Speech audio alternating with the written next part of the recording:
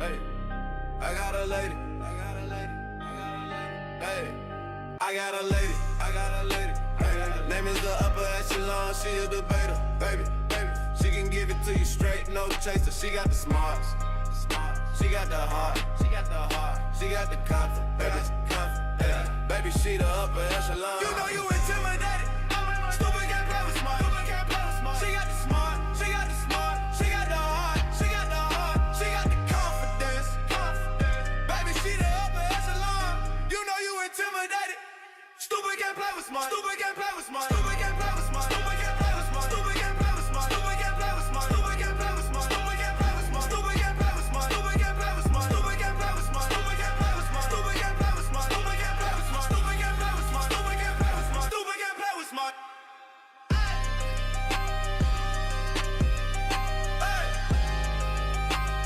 Stupid can't play with smart. Stupid can't play with smart. Stupid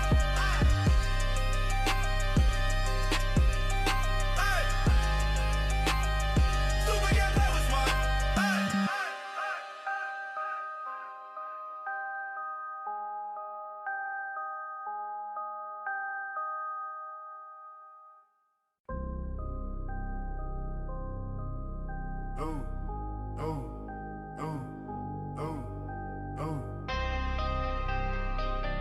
Hey, I got a lady. I got a lady. I got a lady. Hey, I got a lady. I got a lady. Hey, name is the upper echelon. She a debater, baby. She can give it to you straight, no chaser. She got the smarts. She got the heart. She got the heart. She got the confidence. Baby, she the upper echelon. You know you intimidated. Stupid can't play with smart. Stupid can't play with smart. She got the smart. She got the smart. She got the heart. She got the heart. She got the confidence. Baby, she the upper echelon. You know you intimidated. Stupid can't play with smart. Stupid can't play with smart. Stupid can't play with smart. Stupid can't play with smart. Stupid can't play with smart. Stupid can't play with smart. Stupid can't play with smart. Stupid can't play with smart. Stupid can't play with smart. Stupid can't play with smart. Stupid can't play with smart.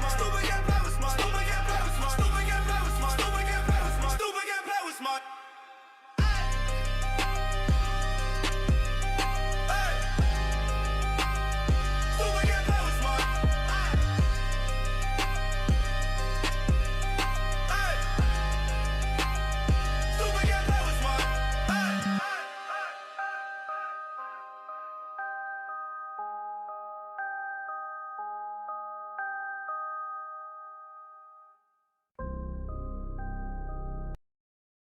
Welcome back to the Upper Echelon Podcast, where we keep it real and we keep it jiggy over here. Cause why? Because we ain't never ever scared. Hit that like button on your way in. Make sure that you are subscribed to my channel if you're in here watching me. Make sure you hit the notification bell so that you can be notified the next time that I live stream or the next time that I post any content. Shout out to everybody in the room. What's going on, you guys? What is going on? Let's see. Let me see. I want to read off my disclaimer really quick. Okay, so copyright disclaimer under the act, under section 107 of the Copyright Act of 1976, allowances made for fair use, for purposes such as criticism, comment, news reporting, scholarship, and research. Everything in this live stream is for entertainment purposes only. Okay, what's going on, you guys? What's going on? If you guys would like to donate to my channel, of course, my Cash App is always pinned at the bottom of the screen. And if you are unable to do that, you can go ahead and hit the like button. That supports me as well. It's a lot of y'all coming in kind of quickly, so I really don't have time to say hi to everybody, but hi, everybody. What's going on, y'all? So I've been paying attention throughout the day as far as what's been going on YouTube and Facebook regarding Romika Meeks case. I have been watching very closely Brown Mike's page. And let me just say this. I'm getting ready to get on here and debunk a couple of things that he put on his Facebook, but that does not mean that I am trying to beef with Brown Mike. I like Brown Mike. I told you that. Just because I don't agree with him on this particular subject does not think any less of him. I do think that he's a very intelligent person. And everything like that. Like I said, I've been following him for years, but what I will say is that in this particular situation, he's a little bit wrong, but that's okay. We're getting ready to go ahead and put the facts out.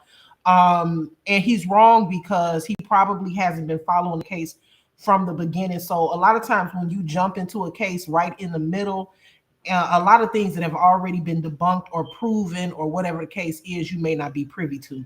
So we and he did state on his Facebook page that he's not one-sided, even though it kind of appears that he is. I digress. So if he's not one-sided, then he should be open to this readily available information. I'm getting ready to go ahead and post really quickly. But before I do that, I do want to show you guys exactly what I'm talking about here. So let's go to his page. So give me 1 second, you guys. Hold on.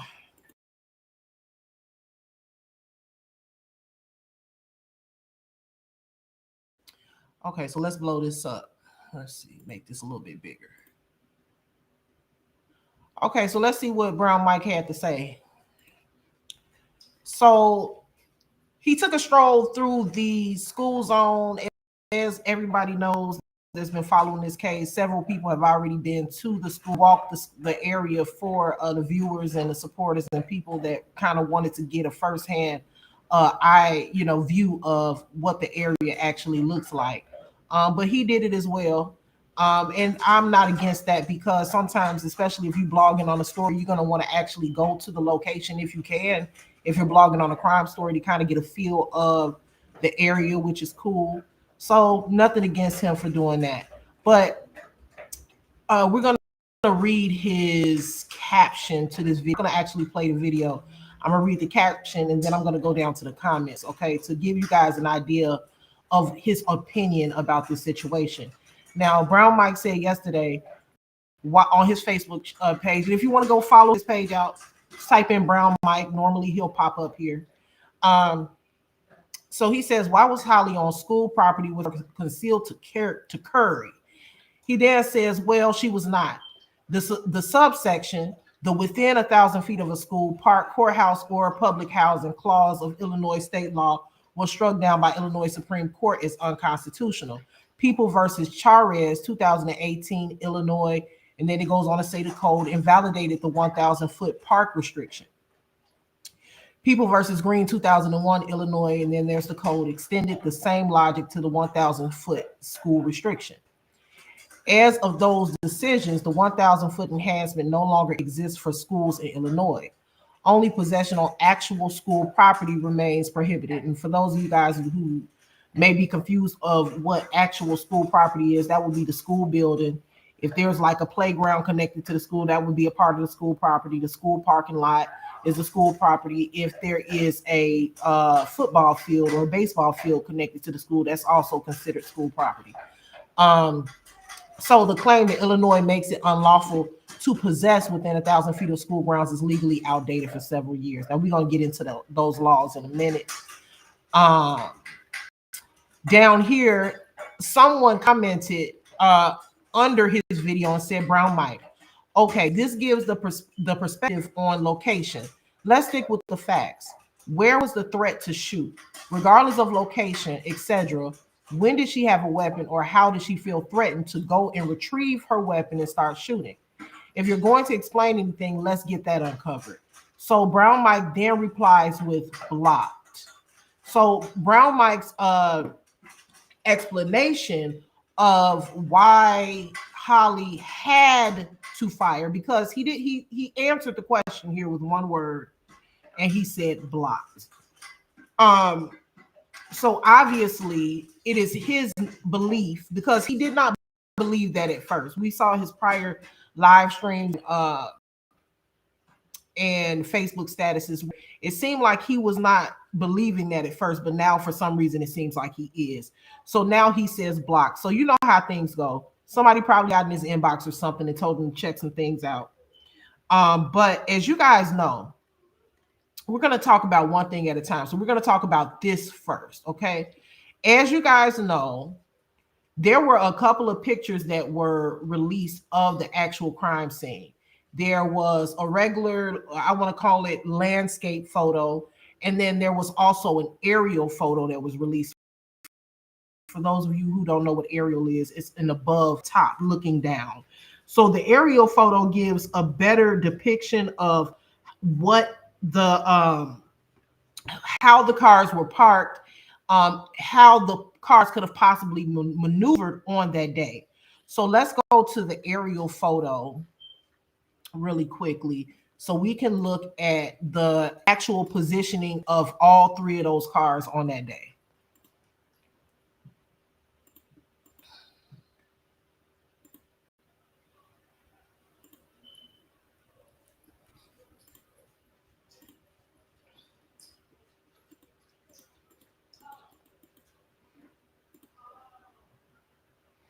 Okay, so now I'm going to use my arrow here, and then I'm going to pull up another picture to give a better example of how these cars were parked on the day of the murder.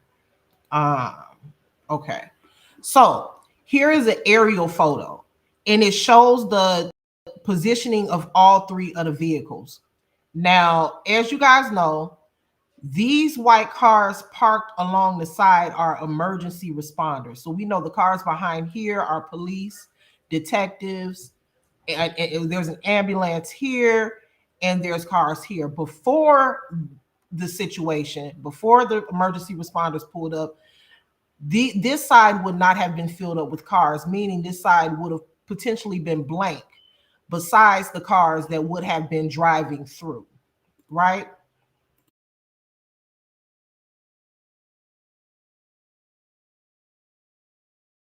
So let me pull up this photo here. I think I'll pull this one up. Hold on. Okay. I don't think I can make that any bigger than what it is. Now, so as you can see, this is kind of these like a triangle, okay? This circle here at the bottom is Holly's vehicle. This circle here up top is Carlos' vehicle. And this circle here is Romika's vehicle. Let me see if I can make it. I'm gonna have to pull something larger up because I want to give it a really good. I might just use the photo I had up. Yeah, I'll just use that one. Okay, so this car here, right next to the curb, that would be Holly's car. This car here is Romika's vehicle. Car up top, we know is Carlos' vehicle. Now, what we also know is that a lot of people are saying that Miss Holly here was blocked in. Now, if we can get rid of all of these emergency vehicles, we see that not only does Holly have space to pull up, but she even has a little bit of space to pull back. She has space to turn. There's a huge space here between Romika's vehicle and Carlos' vehicle. Romika is not directly next to Holly's car. If Holly wanted to, Holly could have pulled out and went this way up the street, showing that Holly was not blocked. But that's not all that we're going to get into. So I want Brown Mike to do a little bit more research regarding this story before he goes onto his platform, because that's just simply not true. On that day of September 8th, Holly was not blocked in, not even a little bit. Holly had plenty of space to pull out. Again, up here is Carlos' vehicle. Back here is Romika's vehicle. Here next to the curb is Holly's vehicle. Huge space. As a matter of fact, the police reports read that Carlos initially pulled up, and I'm going to read I'm going to play Tia Ewing's where she read the report from the courts, where it says in the report that upon arrival, because there's a lot of people saying that Carlos moved his vehicle, but the reports say that upon arrival to the location, Carlos parked his vehicle 2 vehicles ahead of Holly. So this Carlos's vehicle was there. Carlos's vehicle was already there. Do you guys see my arrow moving? I don't know. Yeah, you should. Carlos' vehicle was already there where it is now. Holly's vehicle never moved. Romika is the only one that pulled up. So as you can see, Romika did not attempt to block anyone in. She's actually towards the end of Holly's bumper here. And Holly has plenty of space in the front and plenty of space on the left-hand side to pull out and leave if that's what she needed to do. However, Holly did not do that. Okay. I'm going to play what Tia said again because I want you guys to understand how bad Holly could have left if she wanted to.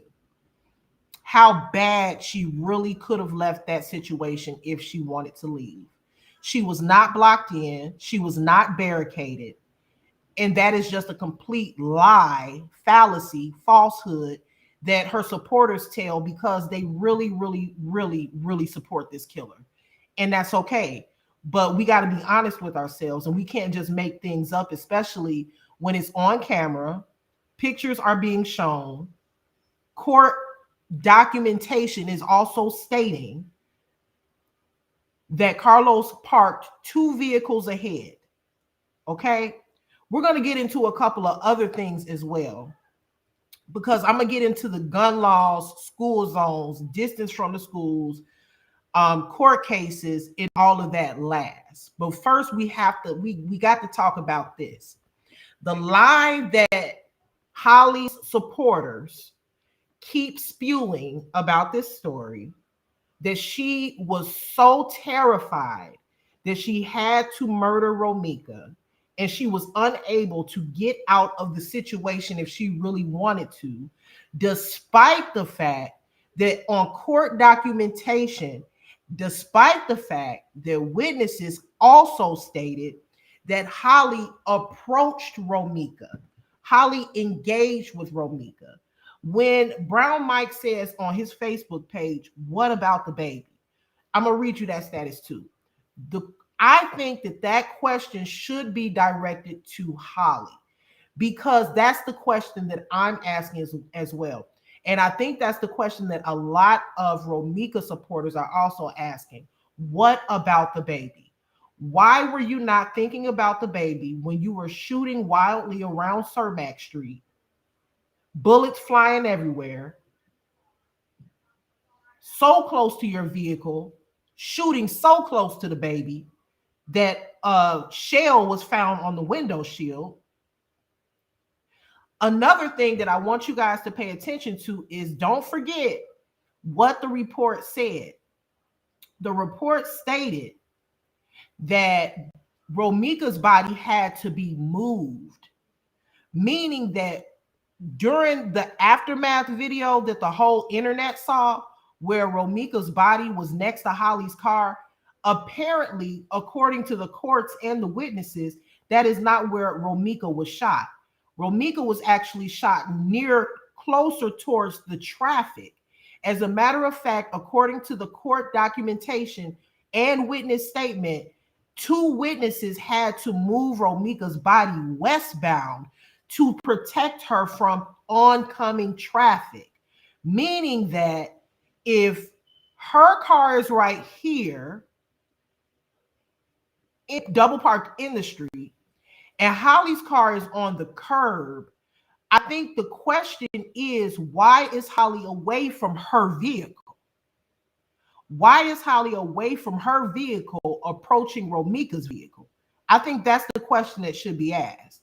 Why couldn't Holly stay by her vehicle? Can somebody answer that question? Why was Holly not staying by her property? Why was she leaving her property, going to someone else's property to incite them to get out of their vehicle? So when you ask, what about the baby? I need you to direct that question to Holly. What about the baby? Why did you leave your baby in your vehicle to approach someone else's vehicle who you have documented that you are afraid of, to engage into further confrontation when you could have stayed by your property and avoided all contact? Once Romeka got in her vehicle, Holly had no reason to walk to Romeka's vehicle. But Holly's supporters are conveniently leaving that part out. Holly's supporters are conveniently discounting the witness statements. They're saying that the witness statements are not credible. They're also implying by saying that witnesses are not credible, that CTA, CCV, CCTV footage is also lying on Holly.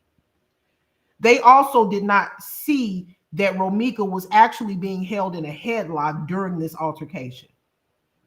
They're saying that not only is the video lying, but so are the witnesses.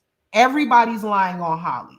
So anytime something is presented to show that Holly may not have needed to shoot Romika, Holly may not have needed to be in the situation that she was in, they then come up with another excuse as to why she should have been. I need for one of her supporters to please explain to me, by looking at this photo, why didn't Holly get in her vehicle and drive off? Another lie that is being told by Holly supporters is that Holly already had the firearm on her during the altercation. That is a lie. It is not true. Where are they getting their information from? Several statements have been entered stating that Holly walked to her vehicle to grab her weapon. Why would these people that don't know this lady from a can of paint lie and say that she walked to her vehicle to retrieve her weapon? Please tell me why. Why? Why would random people on the street witnessing a crime lie not only to the police, but also when called in to be questioned and also to the courts? Why would they make false statement saying that Holly walked to her vehicle, got her weapon, and shot Romika? Why are these witnesses who not only don't know Romika, but also don't know Holly or Carlos, lie and say that Holly walked to her vehicle and then shot Romika right as soon as she got out of a headlock? Not only does it say that, but it says that Romika took 2 steps back after she got out of the headlock, meaning she took 2 steps back away from Holly, meaning she was not advancing towards her. I need for everybody to focus on the real situation here. A lot of things, in my opinion, are being talked about that don't really matter. The school zone talk of them. Okay. Let me look at some of my comments. But as you can see, I don't even know how else to explain. I'm going to go ahead and play Tia because I'm going to play this every time. Why? Because she's reading a document. Okay. She's reading off of a court document. These people have no reason to lie. They have no reason to make this stuff up. It clearly states that, hold on, let me find it. Please don't say she got rid of it. I know she was recently being harassed, so she might have took it down. Is this it? Okay, so let's just go over it again, y'all. I'm gonna pull this picture down, and then after she's now I don't care if y'all got to screenshot this photo or whatever it is that you have to do, screenshot it, whatever, but keep this photo in mind, okay? While Tia is talking, matter of fact, I'm not gonna take the photo down. I'm gonna play Tia on my phone and I'm gonna let y'all listen to it that way. I don't have to play the video. I'm gonna keep this on the screen and I'm gonna play Tia reading the court documents. Okay. I want people to be careful when they are, because I heard Brown Mike say that Miss Ewing was biased, but I don't know how much bias you can include in reading word for word a court document. It's giving delusion at this point. I don't know what's happening here. I've never in my whole life seen so many people try to advocate for a murderer ever in my life. I always thought that when you take a life, you are held accountable for taking that life. Period, point blank. I also want people to know that no matter how many lies that are posted regarding this story, no matter how many people try to play devil's advocate, no matter how many times you guys try to go back and forth with each other, and that includes the Romika supporters, it's not going to change the facts. It's not going to change the fact that she's sitting in a cold jail cell. It's not going to change her charge. It's not going to change anything. Okay? Let me see if I can pull this up. so she can talk. And while she's talking, I want you guys to keep your eye on this picture because I'm going to be pointing some things out. Okay. But it just really baffled me when Brown Mike said that she was blocked in. I thought we got past that lie already. That lie was debunked some months ago. But again, he probably wasn't following it. Okay. Hold on 1 second while you guys come on in. The allegations that essentially Put a one if you guys can hear her clearly. Against Quadasia Johnson in the alleged killing of Romeka Blackman. And I think it's important to read this. It also helps me be able to tell my story. There's a lot of sad information coming out of this. I mean, now that I've had time to sit back and we're gonna talk about Carlos too. For now, I initially also said that I don't know if Carlos is gonna be charged with anything. He may have gotten away with it, but I'm gonna explain what he can be charged with.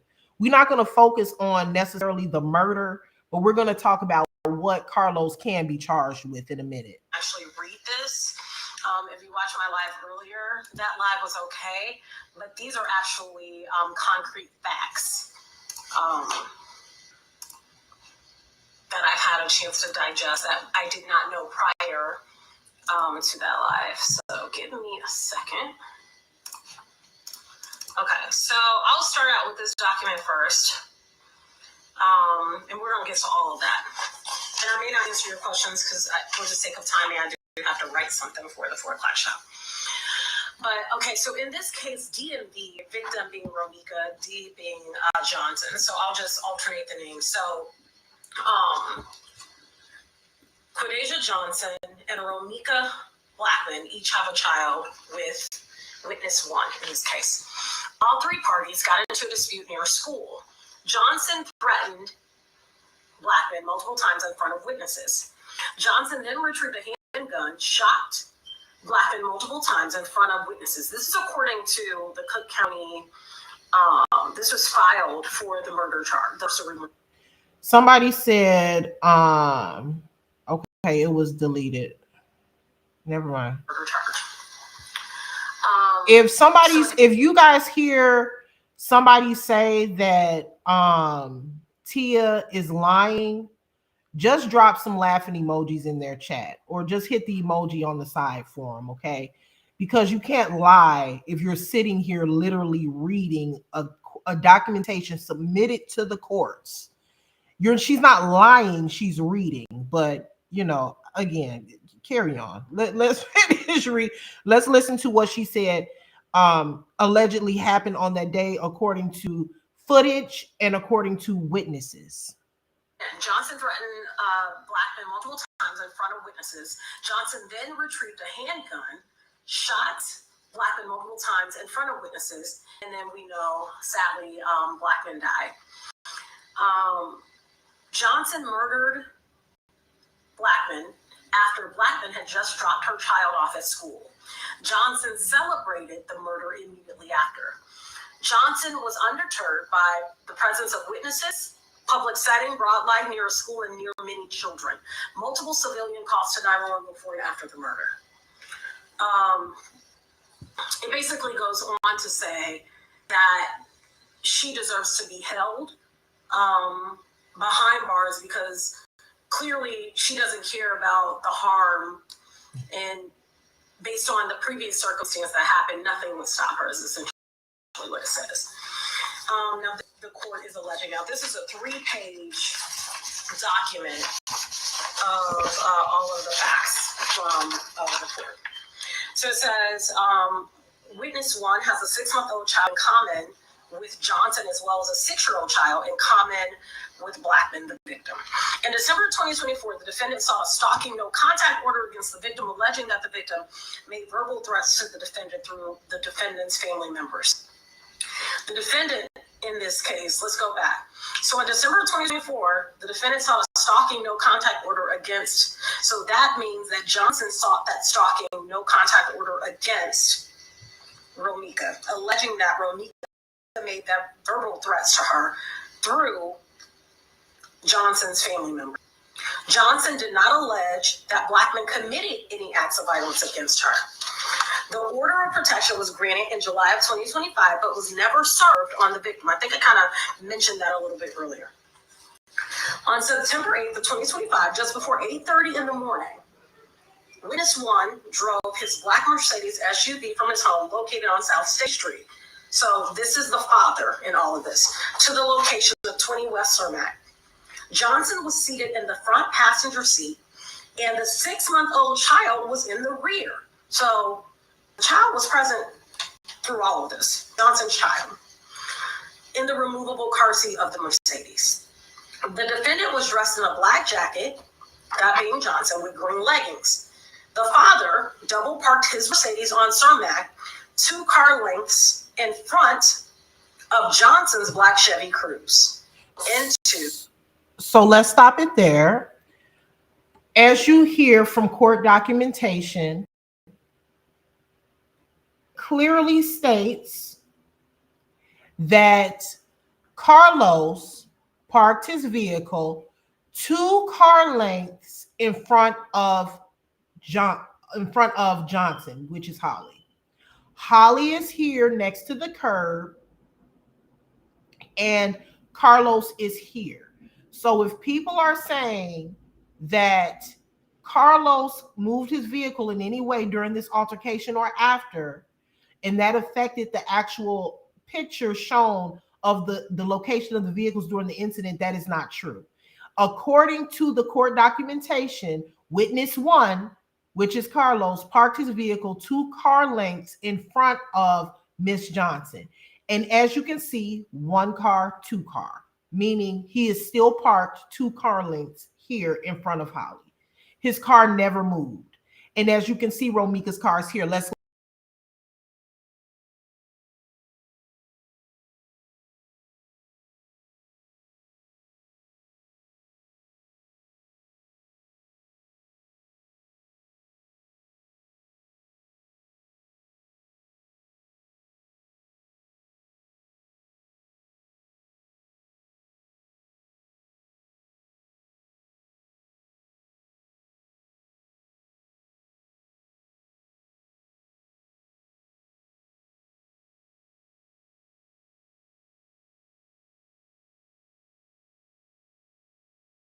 on Cermak behind the father's Mercedes and got out, while Johnson stood outside of her car.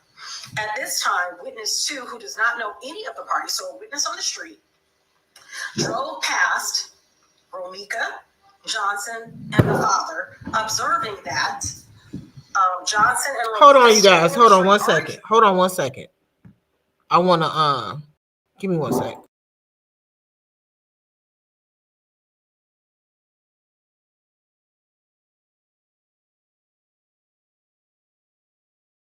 Okay, let me continue.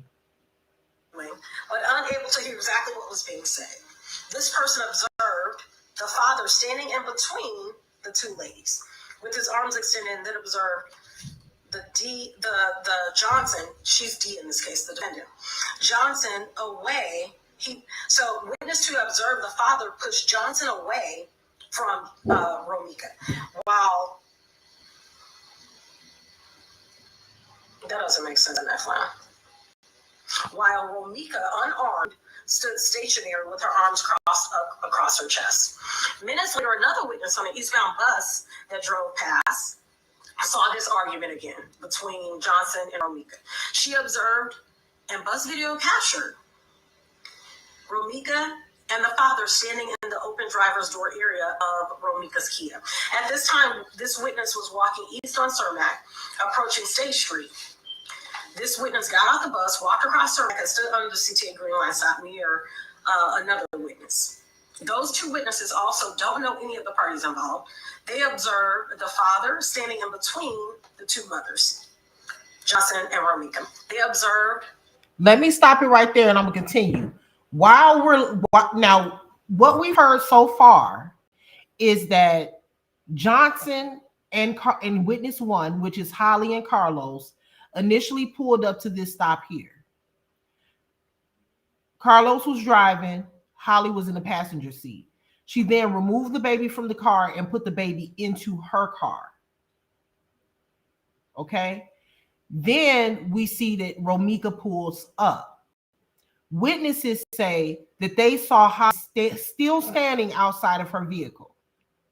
So during the time that Romika pulled up, well, I'll let the rest finish. Matter of fact, I won't speak on that. I'll let the rest finish. But what I'm doing is I'm all of the instances in which Holly would have been able to get into her vehicle and leave this conflict. But let me let Tia finish and then I'll wait.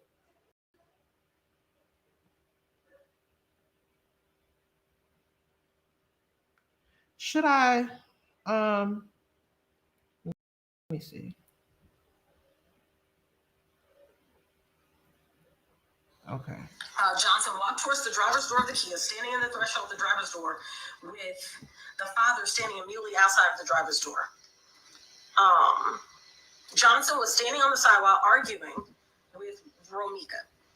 Another witness observed the father strike. Run that back, Turbo. The father standing immediately outside of the driver's door.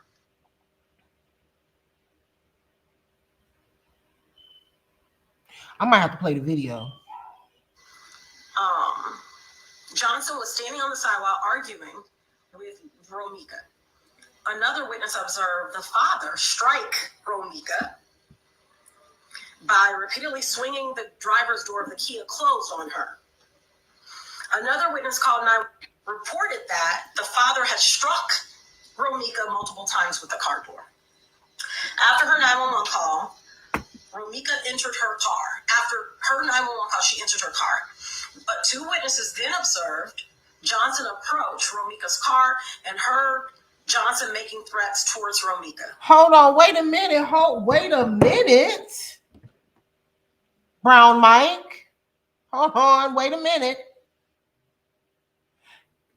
Two witnesses heard and observed Holly leave the sidewalk and approach Romika's vehicle making threats. Now, this is important to actually listen to what happened on that day while looking at the picture. Because if at this point,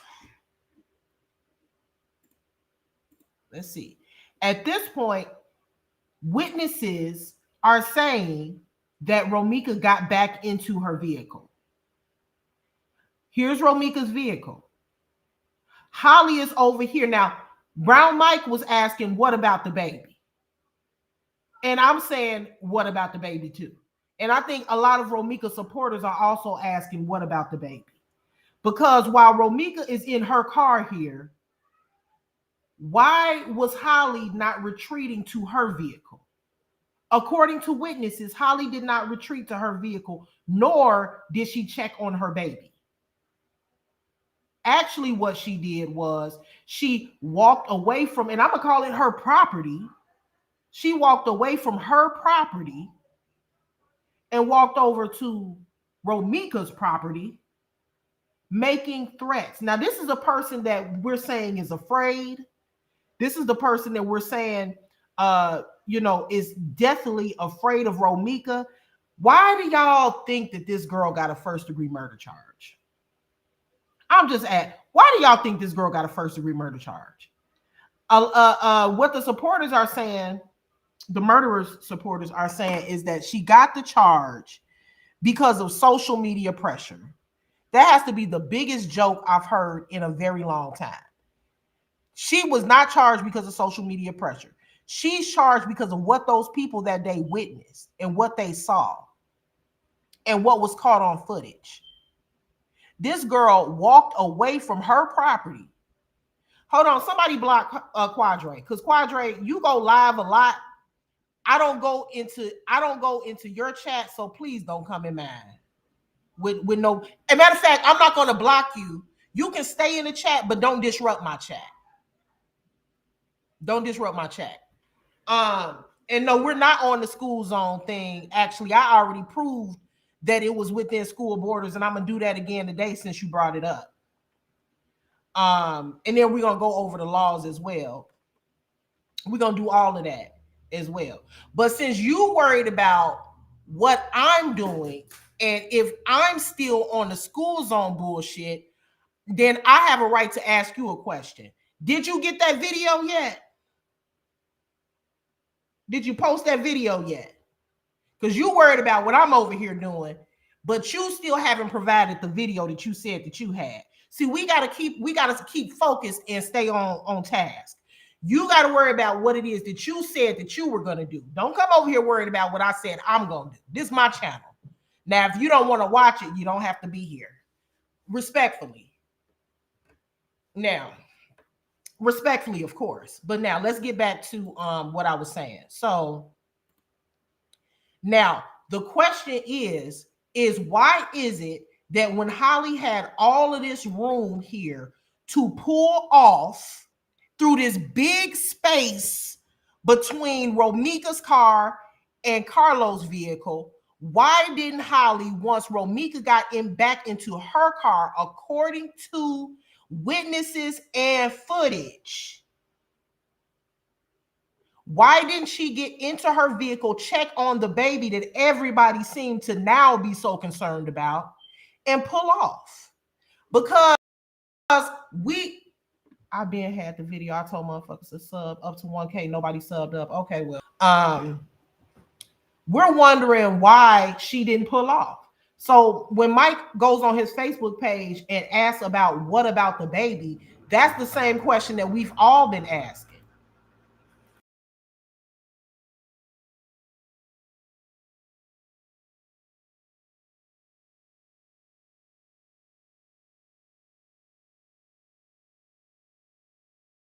We've all been asking that question.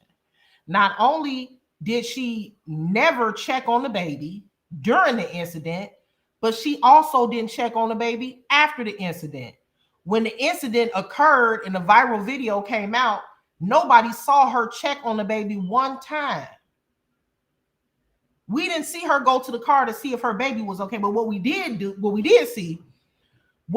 know is that she took a loaded gun and threw it in the back seat with her baby. We know she did that. We know she took a loaded weapon and threw it in the back seat with the baby. So the public and the Romika supporters or whoever else don't seem too concerned about the baby, because during the actual murder, she wasn't too concerned about the baby.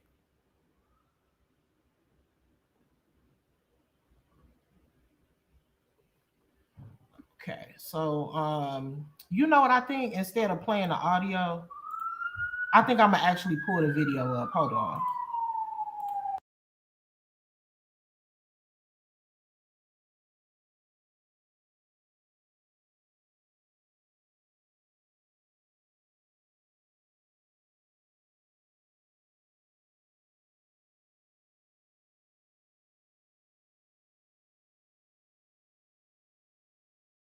Is somebody just really like has to explain to me what is the reason?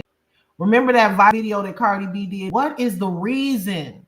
What is the reason? What reason would people have that don't know this lady from a can of paint? Not even just Romika or Holly, but anybody. Half of the witnesses don't even know. I think maybe 2 of the witnesses knew each other because they were in a relationship. But there's a lot of witnesses, and none of these witnesses know each other. What is the reason that these witnesses will be given the damn near same story? Why would they be villainizing one and victimizing the other when they did not know? Anybody that sees someone being attacked, unable to defend themselves, beaten relentlessly, unable to get out of a physical altercation or defend themselves with their hands, anybody that sees something like that will have some sort of understanding as to why a weapon was used.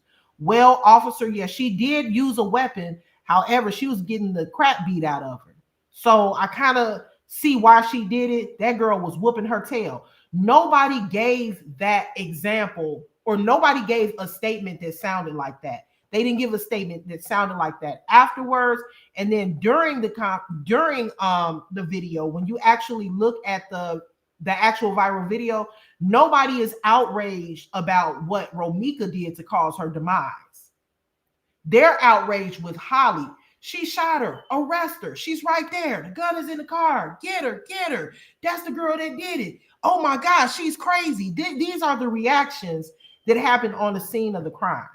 It's so sad that people are so desperate to defend someone who clearly committed a cold-blooded murder that y'all would discredit people that y'all don't even know, who were actually there and actually saw the murder go down, and you're going to tell them that they're wrong and that they're lying, when all of their statements have in one way or another been corroborated either by video, by ballistics, or by the autopsy. A lot of y'all were saying that Romika was never in a headlock, only to find out that the headlock was captured on video. So before that, we found out that that headlock was captured on video. We only heard of it from witness statement. But y'all said the witnesses were lying about the headlock. But now we see that what the witness said about the headlock is matching up with the actual video. Further showing us that, seems like these witnesses aren't lying about what they saw. Exactly, Miss Elaine. Exactly. But let's finish playing Tia. Romika, alleging that Romika made them members. The defendant in this case, let's go back. So in December of 2024, the defendant sought a stalking no contact order against. So that means that Johnson sought that stalking no contact against Romika, alleging that Romika made them verbal threats to her through Johnson's family members. Johnson did not allege that Blackman committed any acts of violence against her. The order of protection was granted in July of 2025, but was never served on the victim. I think I kind of mentioned that a little bit earlier. Yes. K-Pope 70, I did state that earlier, that those emergency vehicles were not there, meaning that that girl had plenty of space to pull off if she wanted to. I'm going to say it again. If Holly wanted to get in her car and leave, she could have. She had plenty of space to pull off. Plenty of space. So September 8th, 8:30 in the morning, witness 1 drove his black Mercedes SUV from his home located on South State Street. So this is the father in all of this, to the location of 20 West Cermak.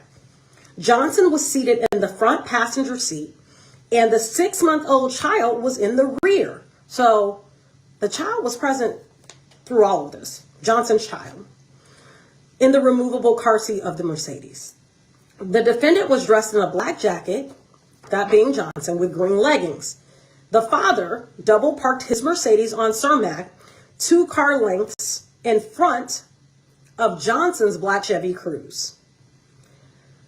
Johnson and the father of their child then removed their child Mercedes and walked towards Johnson's Chevy and loaded the child into Johnson's vehicle.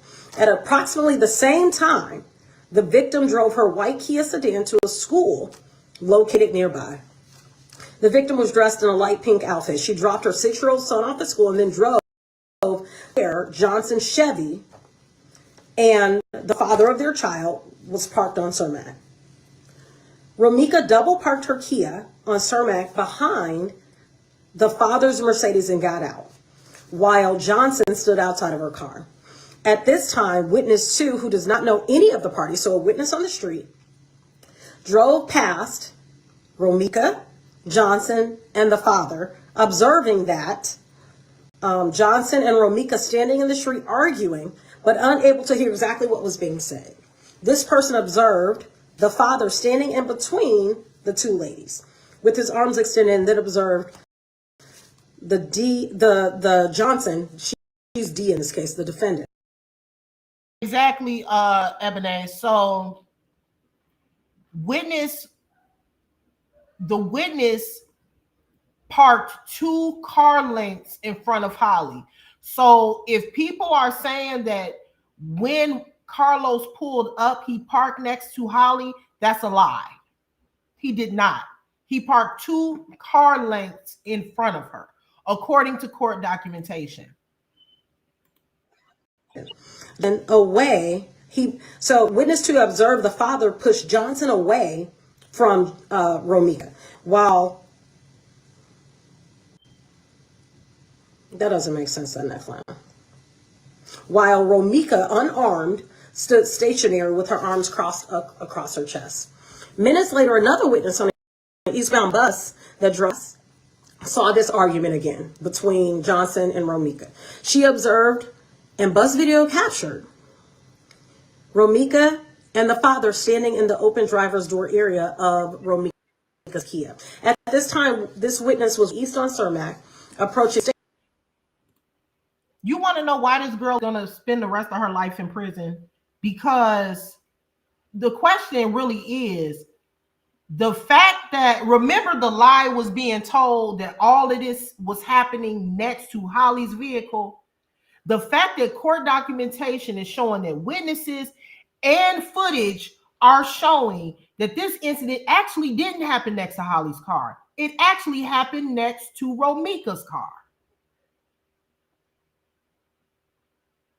Okay, it actually, according to what's being said, happened next to Romika's car. That completely kills the "I'm concerned about my baby" theory. It completely kills the "what about her baby" theory. Because why, if a mother is concerned about her baby, would she leave her 6-month-old baby by themselves in the back of a car seat while she over here next to somebody else's car fighting with them? That's not fear. That is not afraid. That is not the victim. You are by Romika's car, arguing and fighting with Romika. All 3 of y'all over there arguing and fighting, and your baby over there in the car by himself. A car in which you could have gotten inside of and left. So this is the reason why this whole self-defense thing is some bullshit. If this situation would have happened right next to Holly's vehicle, next to her doorway, it'd have been maybe a little different. But according to witnesses and according to footage, court documentation, this altercation was going down in Romika's driver's side doorway. Holly, why are you by Romika's vehicle? I know you can't answer because you in Cook County right now, but why were you by Romika's?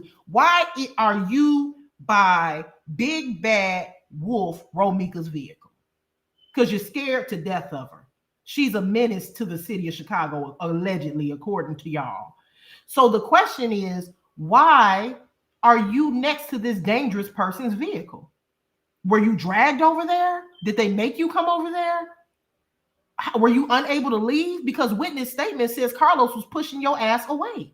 He wanted you to go somewhere, but you wouldn't. You wouldn't go, though.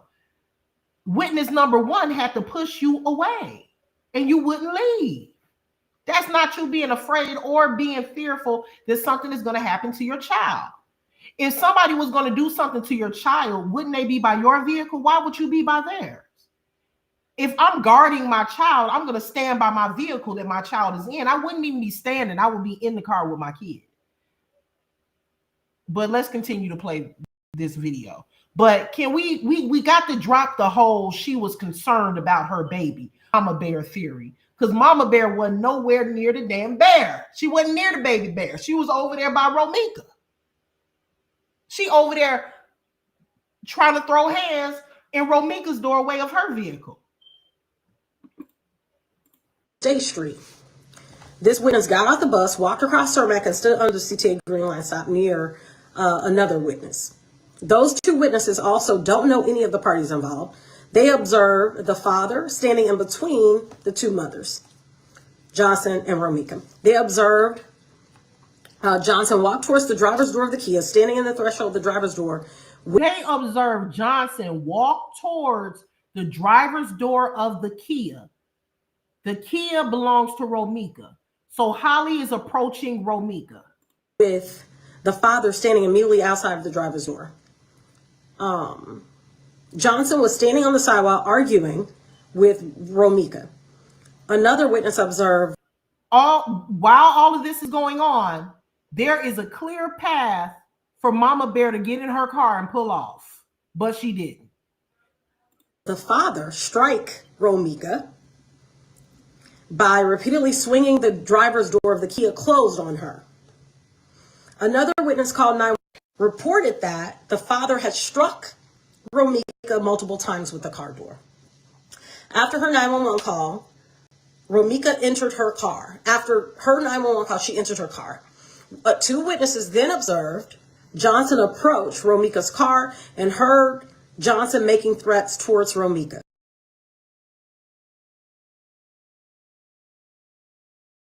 Her 911 call, she entered her car. Two witnesses then observed Johnson approach Romeka's car and heard Johnson making threats towards Romeka. Damn, victim. Damn, Miss, I got a CCL.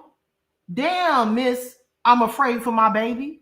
Damn, Miss, I got a stalking order and no contact order. How you got a no contact stalking order, but you on scene trying to make contact with the alleged perpetrator? You on scene trying to make contact with the person that you got a no contact stalking order against. Witnesses on scene observed Johnson walk towards the white Kia making threats. But Romeka the jealous one, though. She the one that's jealous, though. But witnesses, the way that the witnesses are describing this incident sure does sound like Holly is the aggressor in this situation. It sure sounds like Holly is the aggressor.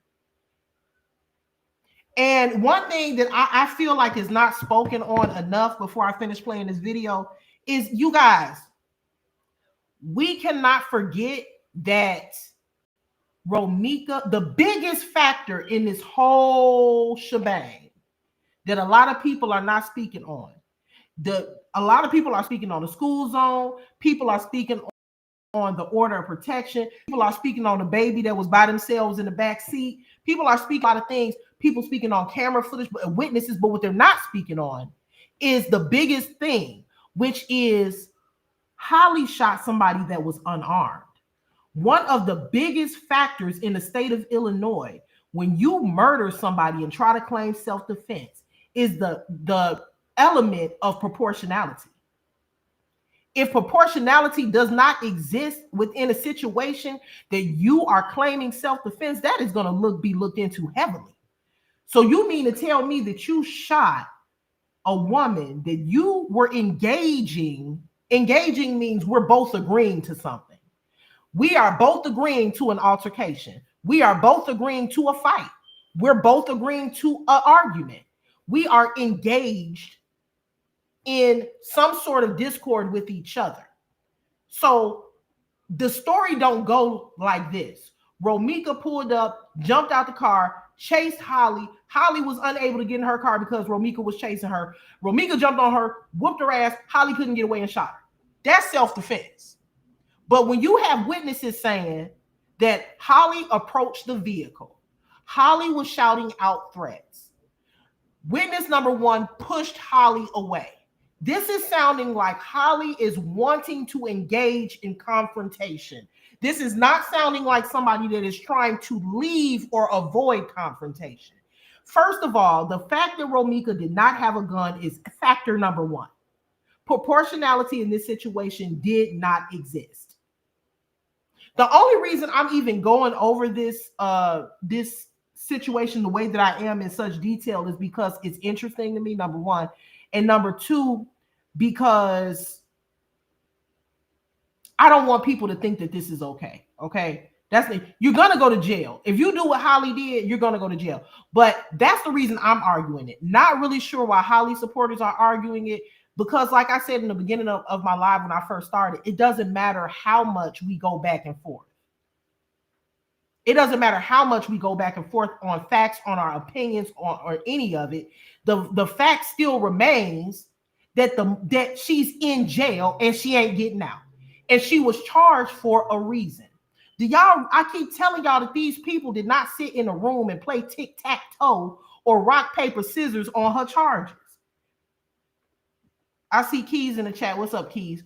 As a matter of fact, Keys just dropped a video today where they spoke on how she had been being heavily surveillanced since the incident occurred. If she's being heavily surveilled, she's not being heavily surveilled, then that means that they're still investigating. They're watching her. They're not sitting down watching us bloggers, watching what's going on Facebook groups. They're watching her, not us, her. So stop with the excuses. She was charged with first-degree murder, most likely because she committed. Do sometimes prosecutors charge higher because they want you to take a plea, even though they don't think that they can actually prove it? Sure. But in this situation, I'm sorry, this looks exactly like first-degree murder to me. Don't forget, a lot of people get confused. In the state of Illinois, you do not, premeditation does not have to exist in order for there to be a first-degree charge. In other states, maybe, yeah, there has to be premeditation. In Illinois, you don't need premeditation in order to be charged with first-degree murder. That doesn't have to exist. The only thing you need in Illinois to get a first-degree murder charge is that you fucking meant to do it. You meant to do it, and it wasn't self-defense. You intentionally killed them, and it was not self-defense. That's all you need here in Illinois. Let me let Tia finish. Another witness walked closer to the incident at this time. That person observed Romika exit the Kia, and when she did, observed the father approach Romika from behind and place her in a chokehold with his right arm while striking her with his left. And this is no disrespect to Brown Mike, but Brown Mike, if you actually read the documentation, what was seen on CCTV footage shows that Carlos was punching Romika, punching her with restraining her in a headlock with one arm and punching her with the other arm. Can somebody please let me know what part of restraint requires to get stolen? Can somebody tell me at what time do somebody need to get stolen in order to be restrained? That don't sound like just restraining. That sounds like I'm whooping your ass. He also has a history of whooping her ass. So when Brown Mike says that, what can he be charged with? What evidence is there? It shows that he is actively whooping her ass. And then he verbalized that he knew that she had a gun. If you beating somebody down to the ground while somebody on their way to get a gun, you don't think that you could be held liable too? You don't think that you could be held accountable as well? If I'm verbal, okay, y'all, let's be for real, y'all. If I'm verbalizing, if anything, he gonna get charged for putting his hands on her. But in this case, I feel like, because at first I thought the same thing, like, oh, well, what is he gonna be? But then as I thought about it more, he verbalized, according to witnesses, that she was getting ready to go get her gun. Witnesses are also saying that he was punching her. Why are you punching her? Why are you beating her up, knowing that somebody is on their way to get a gun? That can easily be argued as an accessory. Illinois has accountability laws. If you in any way provoked, instigated, or affected the situation in any way during the time of an unaliving, even if you didn't pull the trigger, you're considered accountable as well. And guess what? You will get the same exact charge, not the same charge, but the same time as the person that pulled the trigger. Now, let's just say that they don't find him accountable. They're going to find him accountable for something, even if it's as minute as putting his hands on her. Sir, you're on camera punching a woman in the face while someone else is on their way to get a weapon to shoot her. But y'all saying that he's not going to be held accountable for anything? He verbalized it, guys. Come on, use your heads. He verbalized that he knew. He verbalized that he knew she had a gun. She verbalized that she was going to go get her gun. He verbalized that she was going to go get the gun. Yet he still had her in a headlock. The only reason she got out of the headlock is because she broke free from it. He didn't just release her like, oh shit, get in your car, she's finna get a gun. She had to fight her way out of that headlock. And witnesses say that once she got out of the headlock, she took 2 steps back and then got shot, saying that she took 2 steps back away from Holly. She stepped away from Holly and Holly shot her. Carlos held her until she broke free. Why do y'all think she was fighting so hard to break free? Because they were both verbalizing that there is getting ready to be a gun involved here. She was probably trying to save herself, and he was in the process of preventing it. But you all are saying that he didn't do nothing wrong. Even if what he did, I'm going to give him a little bit of grace. Even if he didn't mean to do it, even if the situation was so hot and heavy and chaotic that he didn't realize, let me let her go. It doesn't matter. If you know anything about the law, then you know that ignorance of the law will not excuse you from being charged and convicted. Just because you do something and you're unaware that it's illegal they will not give you grace, because as a United States citizen, just like you should know your Constitution, you should know the laws of the state in which you reside. So just because you're ignorant of the law will not stop you from being charged. Got it? I hope everybody has their pens and papers. He did do something wrong, but I'm giving him grace because even if it was intentional, and that's just me giving grace, even if it was intentional, it's no excuse. There is no part of, there is no time ever that I've seen someone restrain somebody and punch them in the face. What part of restraint is that? Why do you need to punch me to restrain me? I don't know. It just doesn't sound right to me. So say that he's going to walk off with nothing, I don't think so. I just don't think so. I mean, but hey, whatever, if that's what you believe, I just don't believe that. But let's let Tia continue. Key said I wouldn't give him amazing grace at a dinner table. Or not grace, but devil's advocate. I'll play, which means even though I know it's wrong, I'll give it to you just to show you that you're still wrong. So let's see what This is hard to listen to because, and for the people, y'all are like, the people that are saying this woman, Miss Ewing, is lying, y'all are like beyond delusional. Why? Before I know I keep talking, but let me just say this too. There is a reason for everything. When you wake up in the morning and brush your teeth, you're doing that for a reason. When you wash your butt, you're doing it for a reason. When you make breakfast, you're doing it so that you won't be hungry. Everything in the whole there's literally nothing that you do and there's no reason behind it. Right? So y'all tell me, what reason would Tia Ewing have to be lying right now? What reason would the judge have to be lying? What reason would the jurors on the grand jury or the prosecutors or the judge or the investigators or the witnesses, none of these people know anybody within this situation. What would it profit them to lie on any of these people? Yes, Sabi, she's clearly reading from a document. It is beyond ludicrous to say that she is lying while she's looking at a piece of paper from the courts and reading. Y'all, it's so sad that people are they're so scared of being wrong, or it's so hard for them to say, you know what, I said that girl wasn't going to be charged and she was charged, and with first degree murder at that.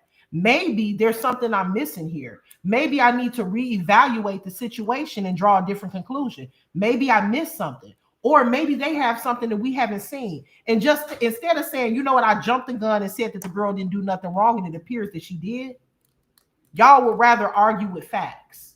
Y'all would rather argue with the woman, the fucking news, excuse my language. Y'all would rather argue with the freaking news anchor who went to school for journalism.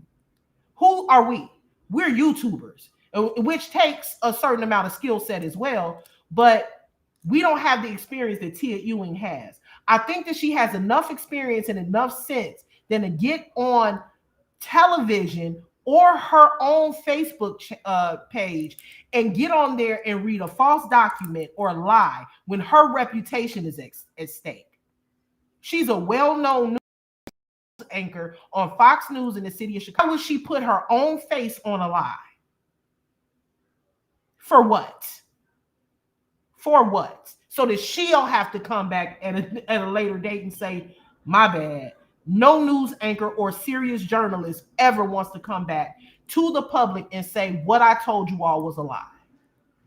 Let's be for real. Now, they don't, well, we know you YouTubers don't want to do it because y'all be wrong as fuck. And then when y'all proven wrong, y'all can't even come to y'all channels and say y'all wrong. But this lady is on television, the news, millions of people are watching her, and she would have to come back and retract those statements to millions of people. Be real with yourself. She's telling the truth and y'all just don't want to hear it. She's reading an official document and y'all just don't want to believe it. Y'all are in Delulu land and y'all need to get out of Delulu land. Some acts of domestic violence here as well. This witness observed Romika unarmed with her hands in the air trying to break free from the father's. Trying to break free from the father. Meaning he was holding her against her will while someone was on their way to get a weapon. But we have people saying he did nothing wrong. Grasp. A witness heard Johnson make threats to shoot Romika and heard the father tell Romika that Johnson had a gun. Johnson then went to her vehicle and was observed by another witness retrieving a handgun and then standing on the sidewalk. The victim was able to break free from the father's hold and took steps away from Johnson as observed by another witness. That witness observed Johnson put her handgun at Romika, walk toward Romika, and then fire multiple times at her with a pause between the first shot and the subsequent shots. This witness. Come on, you guys. Let me just say this, and this is not to challenge anybody's intelligence or the average citizen's intelligence, but I'm just being realistic. The average citizen does not know that much about the law. The average citizen is not going to know if I say that she shot once and then paused and then shot some more, that's going to somehow affect her. They're just saying what they saw. But it just so happens to be for somebody that knows a little bit of something about the law and self-defense, that is very detrimental that she shot once and then paused, stopped, and continued to shoot.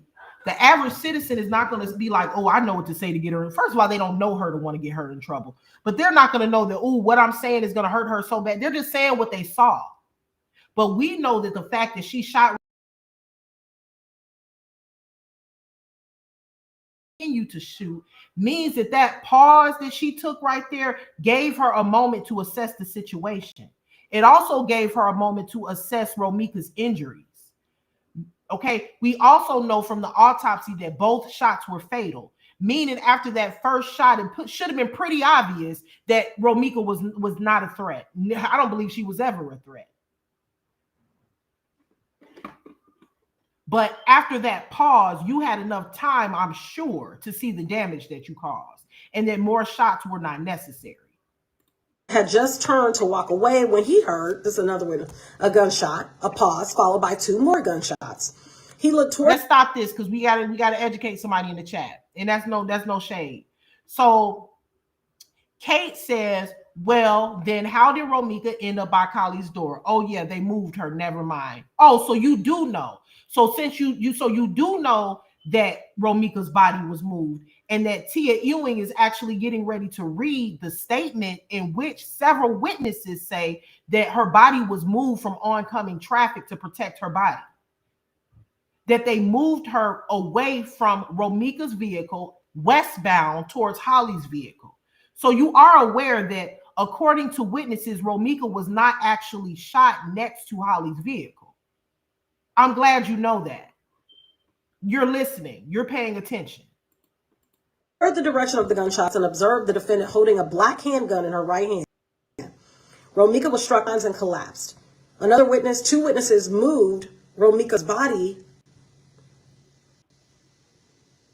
and moved her slightly west. I guess she must have fallen into traffic. That person then called 911 and reported that Johnson shot Romika and observed the father and... And how do we know this? Because witnesses reported that the entire altercation between Romika, Carlos, and Holly was occurring right next to Romika's driver's side door. Romika's driver's side door is near the street. It's not near Holly's car. It's near the street. The altercation, the argument, the back and forth, the maybe even fight, whatever happened, did not happen next to Holly's vehicle, but her body ended up next to Holly's vehicle because it was moved. And witnesses acknowledged that her body was moved. Who are y'all to say that that didn't happen when y'all weren't there? The desperation to be right is sickening. And Johnson fist bumped one another afterwards. Officers arrived and observed that Johnson was unresponsive, unarmed, and laying in a pool of blood. On scene and covered in blood, Johnson was also on the scene and had blood on her. So the father had blood on him, Johnson had blood on her. Romika was transported to the hospital and pronounced dead shortly thereafter.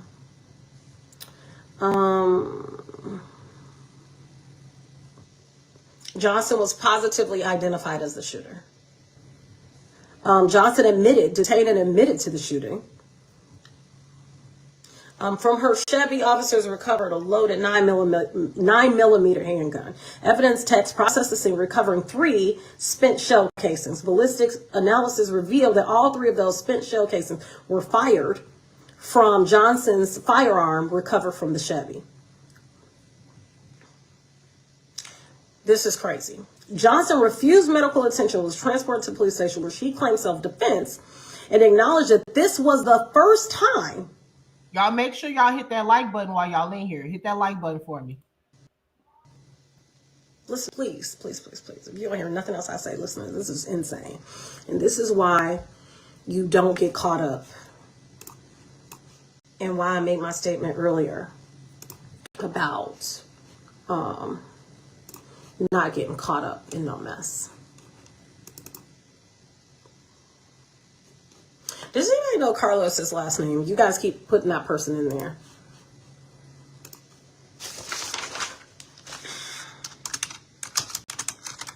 Who is Carlos in this case? You guys keep saying it.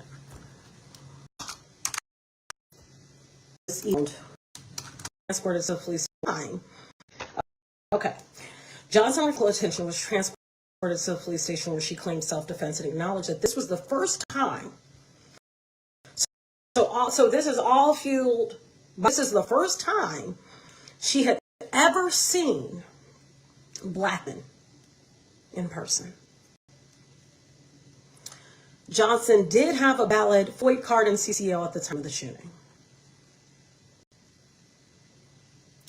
On background, she had had some other run-ins with the law. One run-in on record. Again, Johnson refused medical attention, was transported to the police station where she claimed self-defense and acknowledged this was the first time she had ever seen the victim in person. I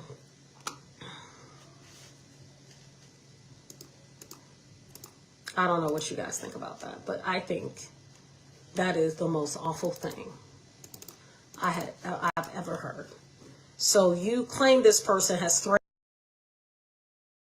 Keys is in the chat. He said more is going to come out. And he also said that Keys is saying that it's also being said that Carlos tried to attack the witnesses and had to be separated. I heard that too. Now, how he gonna be a state witness doing all of that? Yeah, he is listed as witness number 1. Let me say this too. Y'all, Holly actually did so much damage because see, when Holly was initially arrested, if she ain't gonna get away with it, but if she really wanted to, if she was thinking, she wouldn't have said shit. She would have been like, here's my concealed to carry. And here's my concealed carry. It was self-defense. I wouldn't have told him nothing else. I wouldn't have said nothing else. But she was up in there talking, won't she? Ain't no telling what else she said. She was up in there talking, won't she? She went up in there and told them, yeah, I've admitted to police after the arrest, on the day of the arrest, that she's never seen her in person. She didn't even have to say that. She could have came back later and it could have been her word against the deceased. She could have been like, that girl been following me around every day. But she can't do that now. She can't lie now. So they're going to use that against her. So you've never seen her in person, meaning she's never actually been violent again. See, let me explain something. In order for you to be justified, this isn't the only way, but one of the ways in order for you to be justified in a self-defense claim in killing someone with a firearm, especially while they're unarmed, is you have to be able to articulate and prove that you had a reasonable fear of this person. You reasonably believe that this person would harm you in some way. It is completely unreasonable to believe that someone is going to kill you or cause great bodily harm when you've literally never seen them in person. It is on documentation where Romika says she don't know who this girl is, referring to Holly. All she knows is that that's her baby daddy, baby mama.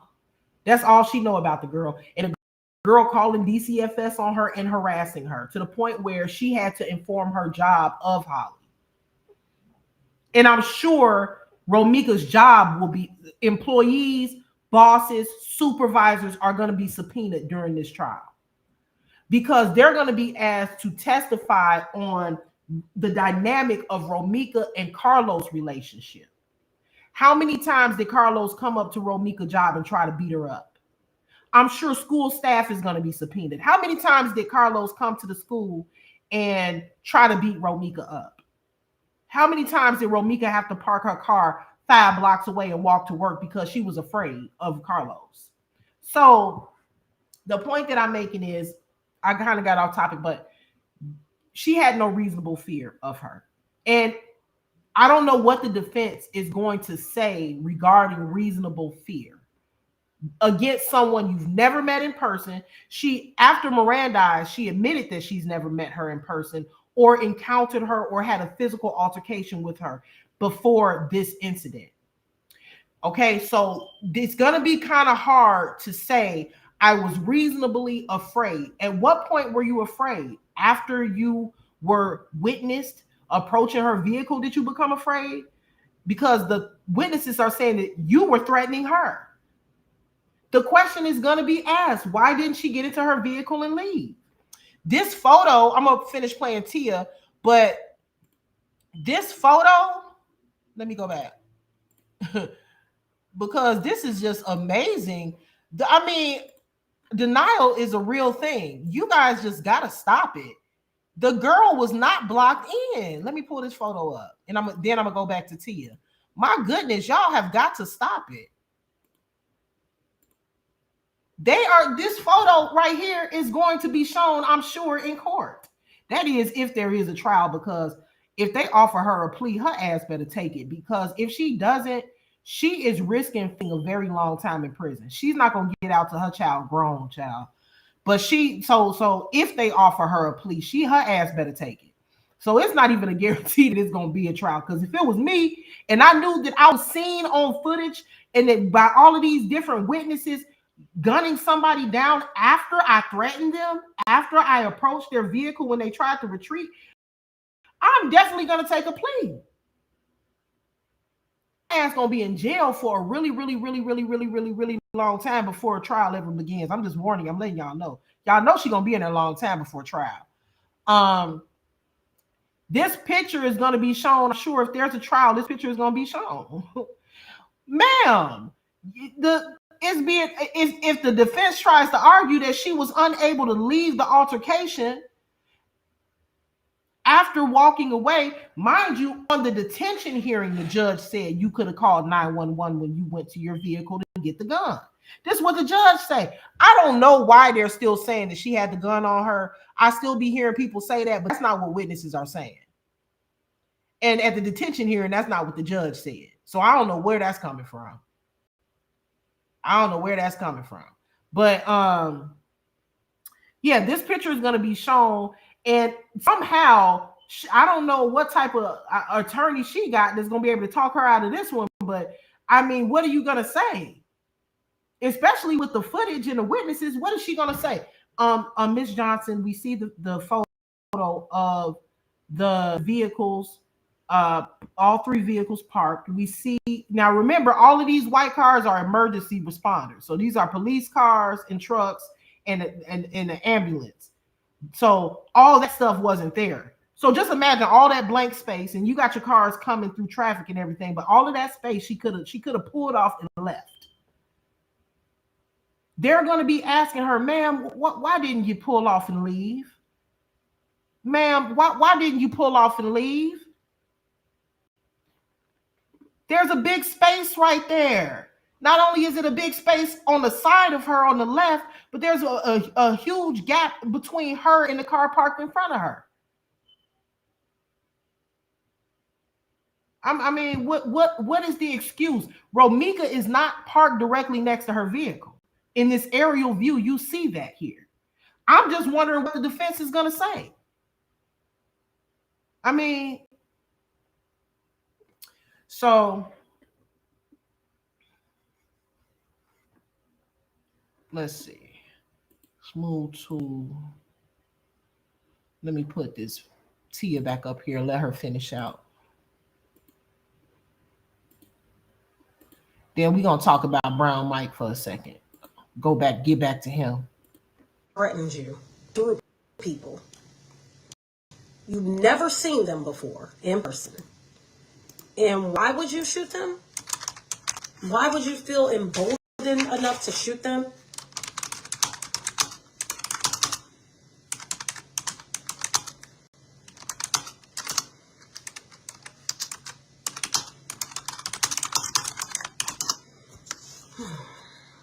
That's troubling. I don't know how you guys feel about it, but I feel like that's troubling.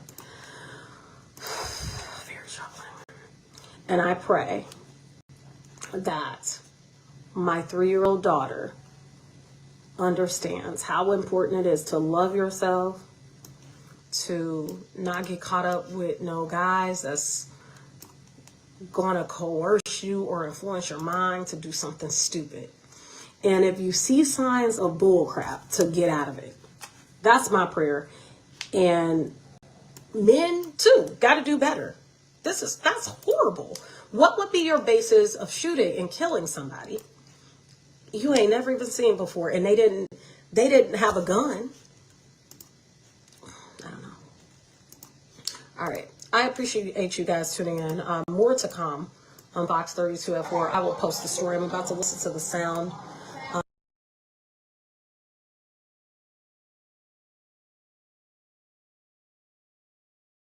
Realized I was muted. I'm getting ready to pull her down, but what I was saying is I'm loving that she actually ended it on that note by saying what would make you emboldened enough, meaning what would make you confident enough, bold enough to shoot someone who you've never actually physically encountered, and a person that was not actually armed. And like I said earlier, that is one of the most, to me, crazy. Let me say this too. And I know I be making people probably a little upset or whatever when I say stuff like this, but it's just the truth. Like, her supporters, I got to talk about her supporters because this shit is wild. I've never seen nothing like it before in my life. This girl blatantly killed somebody because she was mad. You know how many people be dead if I could just kill somebody because I'm mad? Or because we argued, or because you said something I didn't like. A lot of motherfuckers be dropping like flies around this bitch. My language. But so the most important part of this whole situation is that Romeka was unarmed. And, you know, her supporters say stuff that doesn't matter in court or doesn't matter legally. But what they like to say is that it's factual. No, it's only factual for you. So when you say that she had every reason to shoot her because people shouldn't have to fight if they don't want to fight, the key word we're using context clues here is should. What somebody shouldn't have to do doesn't mean that that's what's legal. Back in the days, Black people shouldn't have had to sit in the back of the bus, but legally we had to. So just because it shouldn't be happening doesn't mean it's legal, or doesn't mean it's not legal. It just means what you think should be. What you think should be is not a fact. I think people need to reevaluate what a fact is. Me saying that people shouldn't have to fight, people shouldn't have to throw hands because somebody did this or somebody did that is not the law. The law says that proportionality must exist within a situation of self-defense in the state of Illinois. We know that that is one element that didn't exist, regardless of what you think should have happened, what you woulda, coulda, shoulda did. It don't matter what you woulda, coulda, shoulda did, or what you think you shoulda did, or what you think Holly or Romika shoulda did. What matters is what it says on black and white in those law codes. And in those law codes, it says that proportionality is one of the factors that should exist. And can we stop with the ridiculousness at this point? Are y'all serious when y'all say that her hands are considered lethal weapons? These people out here saying that Romika hands can be considered lethal weapons. Nobody, no courtroom in the United States of America is going to look at a situation with two women that stand 5'4" and 120 pounds together fighting each other. One of them, they're not going to say that one of them is lethal. Now, if if Holly was up against a nigga that was 6'4" and 350 pounds, then you probably could say that a weapon was proportional to the threat. Because a nigga that big could probably do serious damage to her, just like in the car. What's the lady name? Carlisha Hood. A man, regardless of how big or how small, is always, for the most part, unless he's sick or something, gonna be stronger than a woman. We do not share equal strength. That's just a fact. Men are stronger than women physically, and if they weren't, we would be playing in the NFL with them. But we're not. We're not in the NFL, because if they were to tackle us like that, we would probably die. We're not on the same level physically as men. So I don't even know why people are even using the Carlisha Hood story. That was a grown-ass man punching that lady over and over and over again. And even in that situation, the boy shot him while he was attacking his mother. Not after, but during. Witnesses are saying that Homicide Holly went and got her weapon after the altercation. How do we know that that's true? Because none of the witnesses actually saw an altercation, a fight. They saw arguing, they saw pushing and shoving, but none of the witnesses are reporting that they saw hands being thrown between any party except for Romika and Carlos. And Carlos was punching her and slamming the door on her back to get her in the car. But other than that, none of the witnesses actually state that they saw a fight. Y'all use your head. Why would the witnesses see a shooting but not see a fight? So they saw a shooting, but they didn't see a fight. They saw the arguing before the shooting, but they weren't there for the fight. So if a fight or a physical altercation ever occurred between Holly and Romika, it occurred significantly earlier than the actual shooting. Meaning that she didn't need to be shot because there was no physical altercation. And if there was, it happened quite a while earlier than when they were actually verbally arguing. Why are all the witnesses only reporting that they saw verbal arguments? Holly being pushed by Carlos, Romika back being slammed in the door. But nobody is actually saying that they saw Romika steal off Holly or Holly steal off Romika or tussling in the street between the two ladies. Nobody reported physical contact between those two women. Only thing they're reporting is mouth words and bullets. That's it. Why are we only hearing about words and bullets? Why ain't nobody talking about the fight? If it did happen, none of them saw it. If I'm a witness and I see somebody getting shot in self-defense, I should have been there for the fight too. If there was a fight, you cannot get done fighting, be pissed off because you got your ass whooped, and then go get a gun and shoot somebody because you got fucked up. It don't say that nowhere in the laws in the state of Illinois. Period, point blank. If there was a fight in which she feared for her life because of a physical altercation, then that means that the witnesses should have also witnessed the physical altercation. Period. The fact that they didn't see it means that the shooting had nothing to do with the physical altercation. If you were getting beat up to the point where you thought you was going to lose your life or great bodily harm, then Romeka should have been shot during the fight or shortly there, or while y'all was tussling, but it didn't happen then. Why? How do we know that? Because none of the witnesses saw a fight. None of them. Can y'all explain that, geniuses? Can any genius that's supporting the murderer explain why none of the witnesses saw a physical fight between Holly and Romeka? That's not me saying that one didn't happen. That's just me saying that if it did happen, there was no need to shoot her because of it, because the fight was over. Nobody saw the fight. Do y'all really think that y'all can get into a fight with somebody and then lose the fight and then shoot them after the fight? You're going to fucking prison. You're going to jail. Your dumb ass is going to jail. That's not legal. You can't do that. You can't do that. Now, let me pull this down.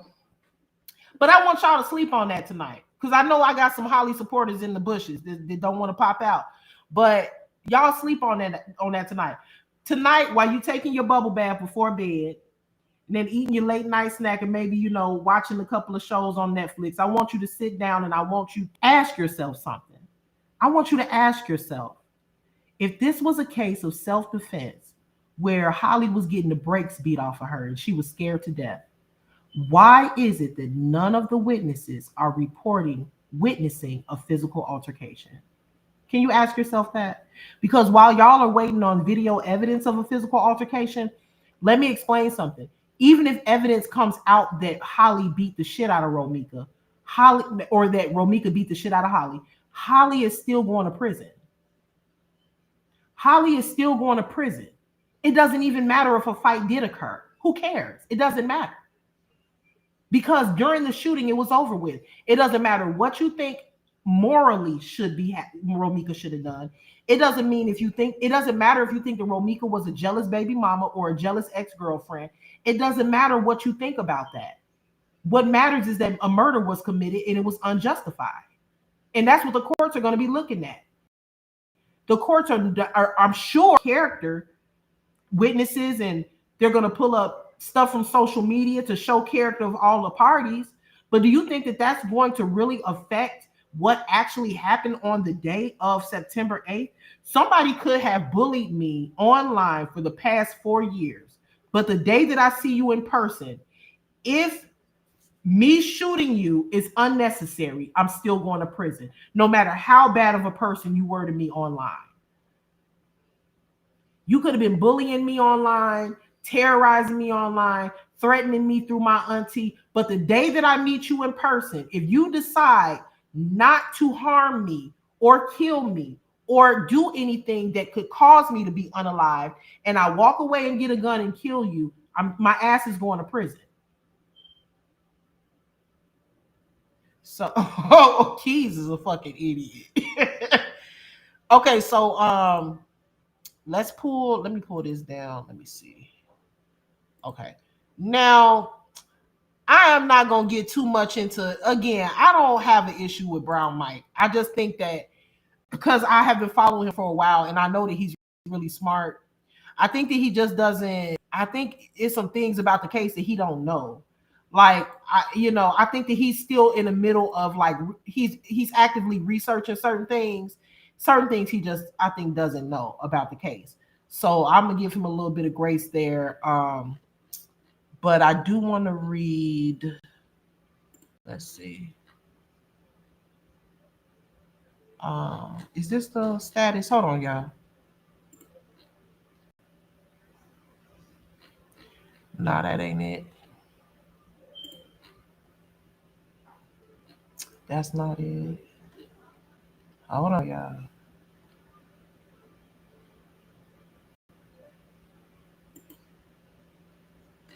All right. I can't find it. Maybe he took it down.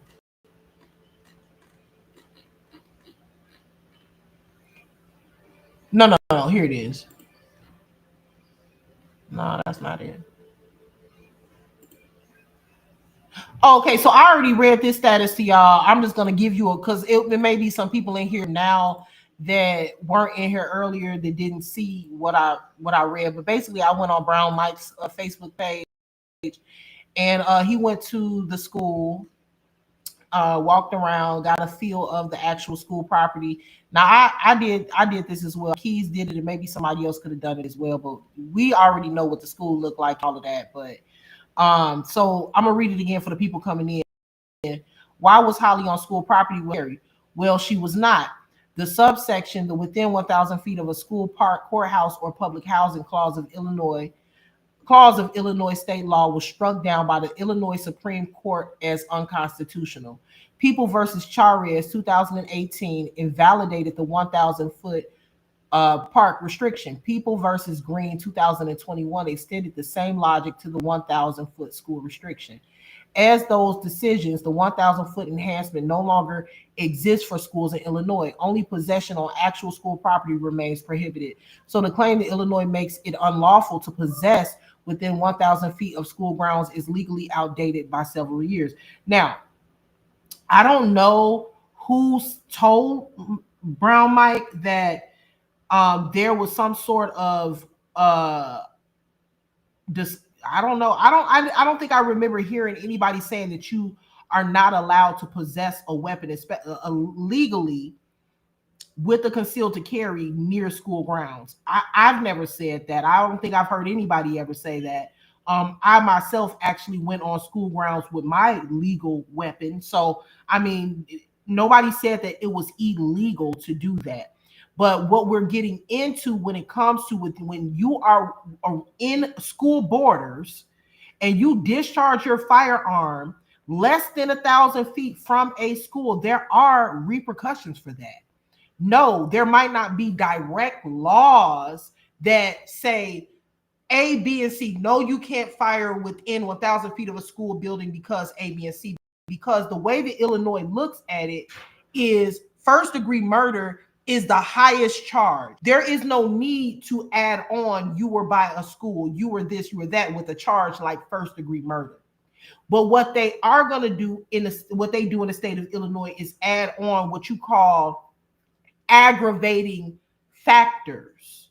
Her being in an area that is considered a school zone within 1,000 feet from a school, around children, around people hustling and moving throughout the day in the community, bullets flying with cars driving past, can be called an aggravating factor, which can get you an extra 25 years onto your sentence if you are convicted of first-degree murder. Now, I'm going to go ahead and read over some of it here, but yes, Holly being by a school within the parameters of the school borders and the school zones is considered an aggravating factor. And guess what else? The fact that her child was in the back seat is also an aggravating factor. We know that children are walking in that area, which is an aggravating factor. I think that it's completely ridiculous that people were showing the school zone, the yellow school zone signs like, no, Holly was behind this sign. She was in front of the sign. She was 2 feet away from the sign. Doesn't matter. She shot a gun by a school. So do you mean to tell me, so what are y'all saying? Are y'all saying that if she shoots the weapon, that the bullet is going to stop right there at the yellow sign and be like, oh shit, this is a school zone sign. The bullet going to turn the other way. So the bullet is going to go where the bullet goes. You're still in an area where children are walking around. That is considered an aggravating factor. And you can get an extra 25 years onto your first-degree murder conviction if you're convicted with first-degree murder. They can slap on that extra 25 years on that ass. You'll be an old lady when you get out. So let's go over the let's see. Let me go up. I'm just like, what the hell? What are we really talking about? Like, you know, let's see. So let's make it plain. Let's make it clear. Let's see. You know, this whole and this is why I say, like, a lot of when it comes to this case, I'm seeing a lot of people focus on things that like are completely irrelevant and don't matter. Common sense says that she is around children. We even saw in the video where of the aftermath where kids were walking around with their book bags. Okay, TLC. Now y'all know TLC was in court, and she's confirming that the judge is considering the school. Y'all got to be crazy. This may not be the judge that will be presiding over the trial, but this is the judge that was presided over the detention hearing, and this shows the mind state of a judge or of the legal process. You are not going to sit there and fire off 3 rounds in a school zone with children walking back and forth and think that you won't be punished for that. And y'all actually think that it's okay? I get it. Y'all are reading the law codes. Some of the law codes are outdated, but we also have common sense here. And judges and courtrooms also have discretion to add on extra time for aggravating factors. Not only did she put those children in danger that she was shooting around in that school zone on that day, she also put her own child in jeopardy. Let me see. Okay, so admittedly, Illinois law doesn't just restrict carrying weapons near schools. It also increases the severity of criminal charges. Now, remember, you can carry a weapon near a school. When I say that, obviously legally, meaning CCL holder. Okay, but let me see. This on a reckless, or I don't think I want to go here first.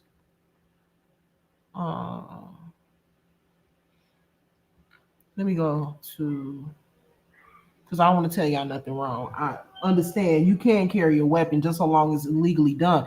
Nobody is saying that Holly broke the law by having her, because obviously she had it legally. She had a valid FOIA card. She's a concealed to carry. That's not the issue here.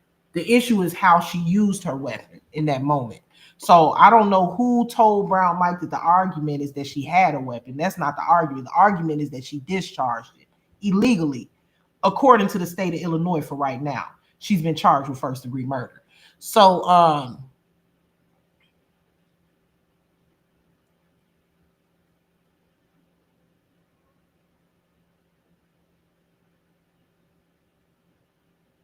okay, putting it together, if the shooting was committed near a school within 1,000 feet and involved a firearm being discharged, those circumstances could, under older or statutory-based interpretations, qualify for enhanced charges. But because of constitutional challenges of the 1,000-foot law, those automatic buffer enhancements may not always hold, depending on how recent the law was applied and how courts and jurisdiction have ruled. So if prosecutors or the court rely on the school zone buffer statute, they may attempt to get enhanced charges or penalties. In short, yes, there are potential extra legal ramifications based on proximity to school, but those are legally contested, not automatically guaranteed in every case. Let's see. So Illinois does not have a special murder near a school equals extra time law. The specific enhancement does not exist in Illinois law, but Illinois does enhance certain gun charges near schools. Aggravated discharge of a firearm near a school. if someone fires a gun on school grounds or within 1,000 feet of a school, it becomes a more serious felony, class X in many cases. Meaning, okay, listen, y'all, meaning that because she's charged with first-degree murder, if she's convicted of first-degree murder, they can add on to that aggravated discharge of a firearm near a school, not leaving that charge by itself, but adding it as an aggravated factor. It's a little confusing, but it's basically saying that she's already received the highest charge, which is first-degree murder. Illinois can consider, is not a law on its own, but it can upgrade or increase your sentence once convicted, if convicted. I hope that makes sense. It's called an aggravated factor. So if someone fires a weapon on school grounds or within 1,000 feet of a school, it can become a more serious felony, class X in many cases. But that applies when charges include things like aggravated discharge, aggravated unlawful use, or weapons on school grounds. This can add major time if prosecutors use these charges. Okay, but these are add-on charges, not murder enhancements. Murder itself already carries the highest penalties. Illinois first-degree unaliving sentences range from 20 to 60 years, plus 25 to life if a gun is used to kill someone. That 25 to life firearm enhancement does apply here in this situation because a weapon was used. That alone is a massive enhancement, bigger than any school zone law. Okay? Now, yes, the school zone 1,000 feet rule has been weakened by the court due to constitutional reasons. Okay? And I'm going to read this. Zone 1,000 feet rules have been weakened by courts. A key reason prosecutors may not add school zone enhancement is because Illinois courts have struck down, limited, or made unconstitutional parts of the 1,000-foot gun-free zone laws. So prosecutors often avoid using enhancements near schools unless a child was endangered, which we know in this case, a child was endangered. Even though it was her child, a child was still endangered. How do we know a child was endangered? Because the state of Illinois Child Protection Department, DCFS, thought it necessary to remove her child from her care, from her custody. And they would not have done that if that child wasn't endangered. The fact that DCFS deemed it appropriate to remove her child from her custody due to this situation is proof enough that a child's life within this situation was in danger. Another reason enhancements may be used is if it happened on actual school property. We already went over what actual school property is. That's the actual building, the parking lot, anything connected to the school, the playground, if it's connected to the school. It directly involves school staff or students, which we know it didn't. The case you're discussing does not involve, well, it doesn't involve a student or a teacher, and it was not on school property. What does apply in this situation? Based on how Illinois prosecutes gun murder, she likely faces first degree. Now, this is what AI is saying, that she likely faces first degree murder plus 25 years to life enhancements because a firearm was used. Possible additional charges like aggravated discharge, unlawful use of a weapon, reckless conduct, and endangerment in the public was at risk. These can stack even without the school laws. Bottom line, Illinois does not give extra time just because a murder happened near a school. That law doesn't exist, but Illinois does have gun and weapon enhancements for being within 1,000 feet of a school. They just don't always apply in murder cases, and many parts of the law were ruled unconstitutional. The biggest enhancement here is the firearm murder enhancement, which is 25 years to life, not the school zone. Okay. That's it. I'm going to end on this note right here. Let me see. I'm gonna end on this note, y'all. Ooh, I wanted to pull. You know what? I ain't gonna end on this note. I want to show y'all something else really quick.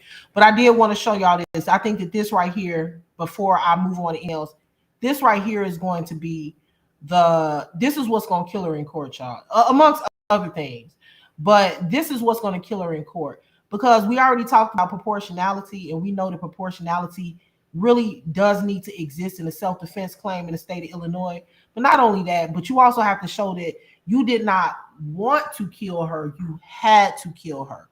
But when you see that you are right next to your vehicle and a vehicle is made to get away, there's cameras showing that she's in a headlock at some point of this verbal altercation, meaning that you had time to go to your car. The question is going to be asked, and I don't know how it's going to be answered, but it's going to be asked, why didn't you get in your car and drive away? So all of the bloggers saying she was blocked, we know now that that's a lie. She wasn't blocked. So now they're going to have to come up with something else. Why didn't you leave, ma'am? With all of the space that you had to pull off. So, yeah. Now, I want to, matter of fact, I don't want to seem like I'm fixating on this person, but I do want to pull something else up. Let's see.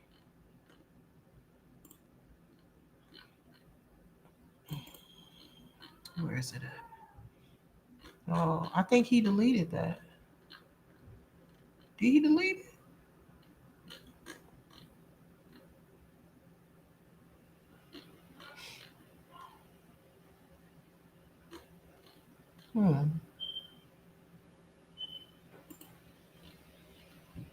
Oh, here it is. Let's pull this up.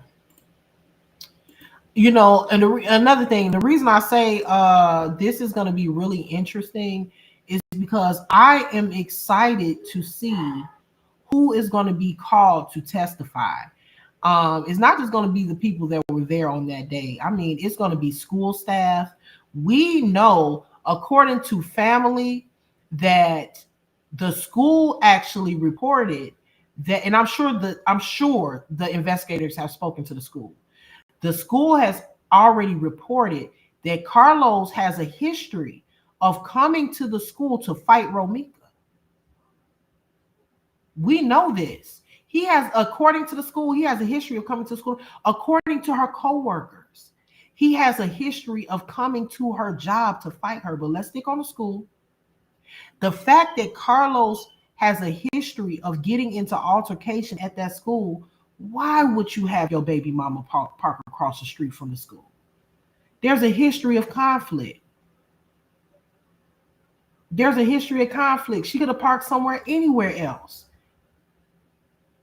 It seemed to me, and this is just a part, this part right here is my opinion. My opinion is, seems like y'all wanted smoke.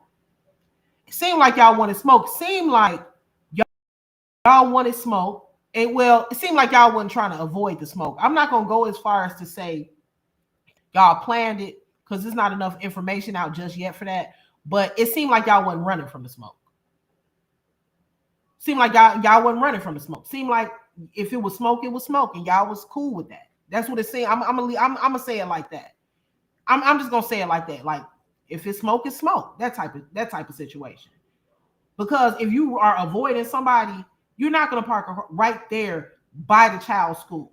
That just doesn't make sense. Maybe it makes sense to her supporters. Maybe they would do that. Maybe they were scared to death of somebody in their lives, and they thought, you know what? I know that they shop at this grocery store, and I'm gonna go over here and park right across the street from it. Maybe that makes sense to them. I don't know. It don't make sense to me. You know, I don't know.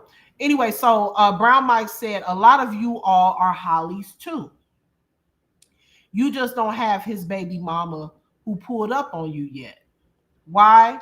Because his baby mama got her own. She's moved on. She's not thinking about you. She's not thinking about him. She's not competing with you or him. She's not checking for you or him. She's good. Her kids are good. But the jealousy, the obsession, the insecurity, the identity war. It's the same pattern. Some of y'all are living the same script. It just hasn't been exposed yet. But one lonely night, that can change. Let his baby mama start thinking he should have stayed with her. You're next. So this is a post created to, again, villainize Romika, because that's what's popular, to villainize Romika. And now, you know, Brown Mike says that he sticks with the facts, but it seems like he created a fairy tale on his page right there. Seems like he's jumping to conclusions and he's assuming that Romika is jealous of Holly and possibly wanted her baby daddy back, right? It seemed to me like if she wanted the nigga, she could have had the nigga. Because when we were going over the timeline, it doesn't seem like they ever really disconnected from each other. I don't know. Not that long ago, they was just in matching pajamas. But we also have reports that Romika had a boyfriend. Carlos even acknowledged that Romika and her new boyfriend were getting ready to go out of town on vacation. I don't really know how he knew that, but he said that. She living her best life with a whole new man. But Brown Mike on his Facebook page saying that she jealous of Holly and she want her relationship back. It just doesn't, it's not adding up. Not only that, but not too long ago, on her Facebook page, Romika was asking for a friend. She was asking for a friend. She said, how long does it take for a baby daddy to get over his first baby mama?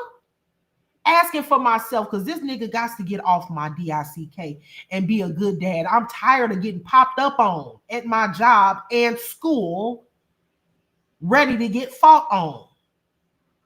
Nigga, go fight on them other B words you clearly don't want. I only argue with you about our son, and I'm effing a million N words and disrespectful. BITCH, I'm such a hoe. But don't now she's saying that her baby daddy, who she want back so desperately, but he don't want her because he's moved on, is popping up at her job and school and accusing her of sleeping with a million men and being a hoe. Why would a man that doesn't care about what you got going on be worried about who you're sleeping with? Now, this is the person that everybody online is saying was over Romika, was moved on to Holly, and Romika was a bitter ex. But she's seen right here on August 20th, I guess of last year,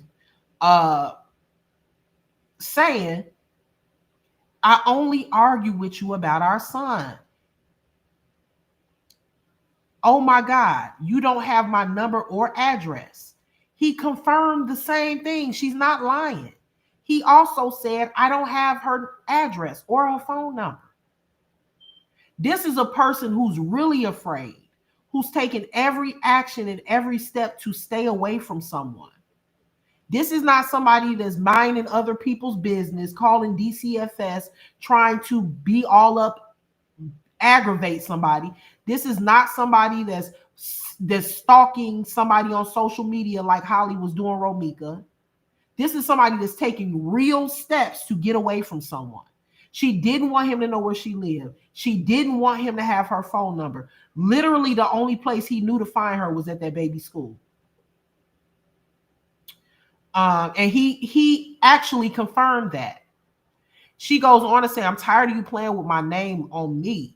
Mr. Always say I'ma do or buy my son something and don't. I'm finna start eating you up, bitch. Hate my baby daddy, man. This is what she said about him. This is the person who y'all are saying really she wanted him. And she was jealous that Holly had him. That don't sound like somebody that's jealous. Why would I try to cut off all form of communication with a man that I really actually do want to communicate with? Do that make sense to y'all? People got to stop jumping in on the middle of stories and not knowing what's going on or doing their research on it. I think Keys posted this one. Black Messiahs. No, I don't want to go over that. This post right here. I'm not finna keep being scared. I'm not finna keep being scared. She is confiding in her family that she's scared of this man or has been scared of this man, but she's tired of feeling like that. This don't sound like a woman that wants to be back with somebody. This sounds like a woman that is taking the steps necessary to make changes in her life for her and her child and get away from a toxic individual that could possibly be a psychopath. Probably a psychopath, a narcissist, a sociopath. Y'all don't think he a sociopath? All right. Anytime your baby mama get killed in front of you, and then your other baby mama go to jail, and then because she killed your first baby mama, and then you get on social media and go live on the day that your baby mama went to jail and promote your mixtape, y'all don't think that's a sociopath? Okay. She also put, I got this bitch. This is her talking about Holly, the lady that's not worried about Romika, the woman that's not worried about Romika, and the one that Romika is stalking and Holly is not concerned with. Oh yeah, this is what she say about Holly. I got this bitch blocked on every social media. She's still finding a way to lurk and laughing my ass off. But tell motherfuckers I stalk her. Bitch, I barely got time to do the shit I need done. But here you go calling this man about my post. Romika put on social media that Holly was contacting Carlos about what she was posting on social media. How is Holly knowing what Romika's posting on social media if she's sick of Romika, she's scared of Romika, Romika stalking her, and she's paying Romika dust? How does she? Okay, y'all don't believe Romika? When Romika say that she was stalking her on social media, let me remind you how she was stalking her on social media. Let me remind you how she was stalking Romika. Let me pull it up.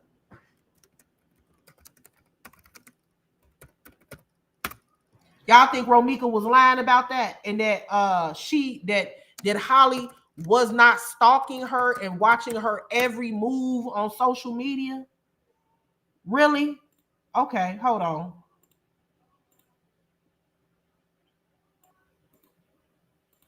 Brown Mike, this is the one that you say Romika jealous of. That was Carlos for almost 3 years. And the motherfucker still raggedy was just on the side of the road the other day, stuck, looking for a ride. Curious, how much therapy did your son need after you sent a sexy photo of your— Shut up. I would never want to be a bitch. That was Carlos for almost 3 years. And that motherfucker still raggedy was just on the side of the road the other day, stuck, looking for a ride. That piece of shit. I would never want to be a bitch that's living in a hotel for 2 months, or was it 3 months? I would never want to be a bitch that gotta move every year.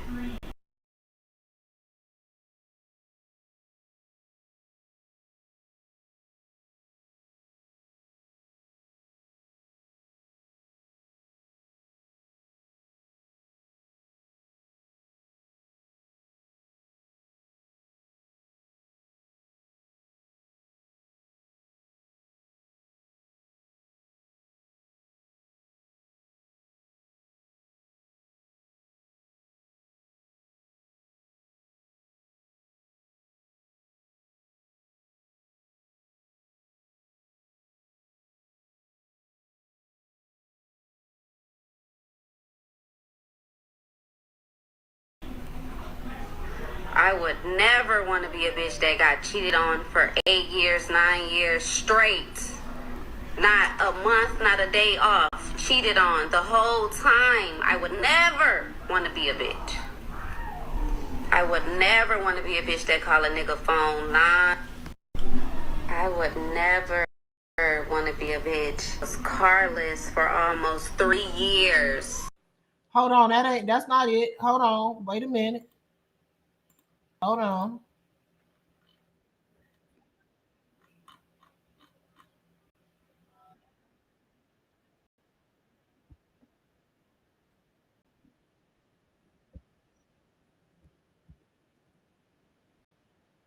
Now see,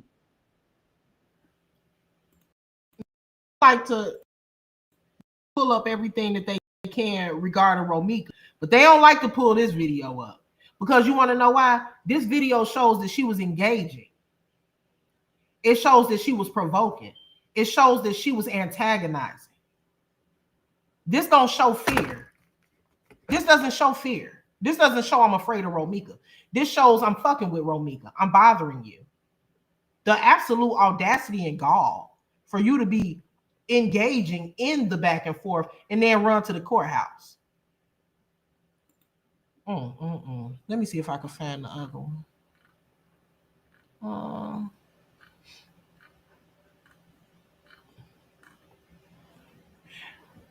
I ain't gonna pull up the other one.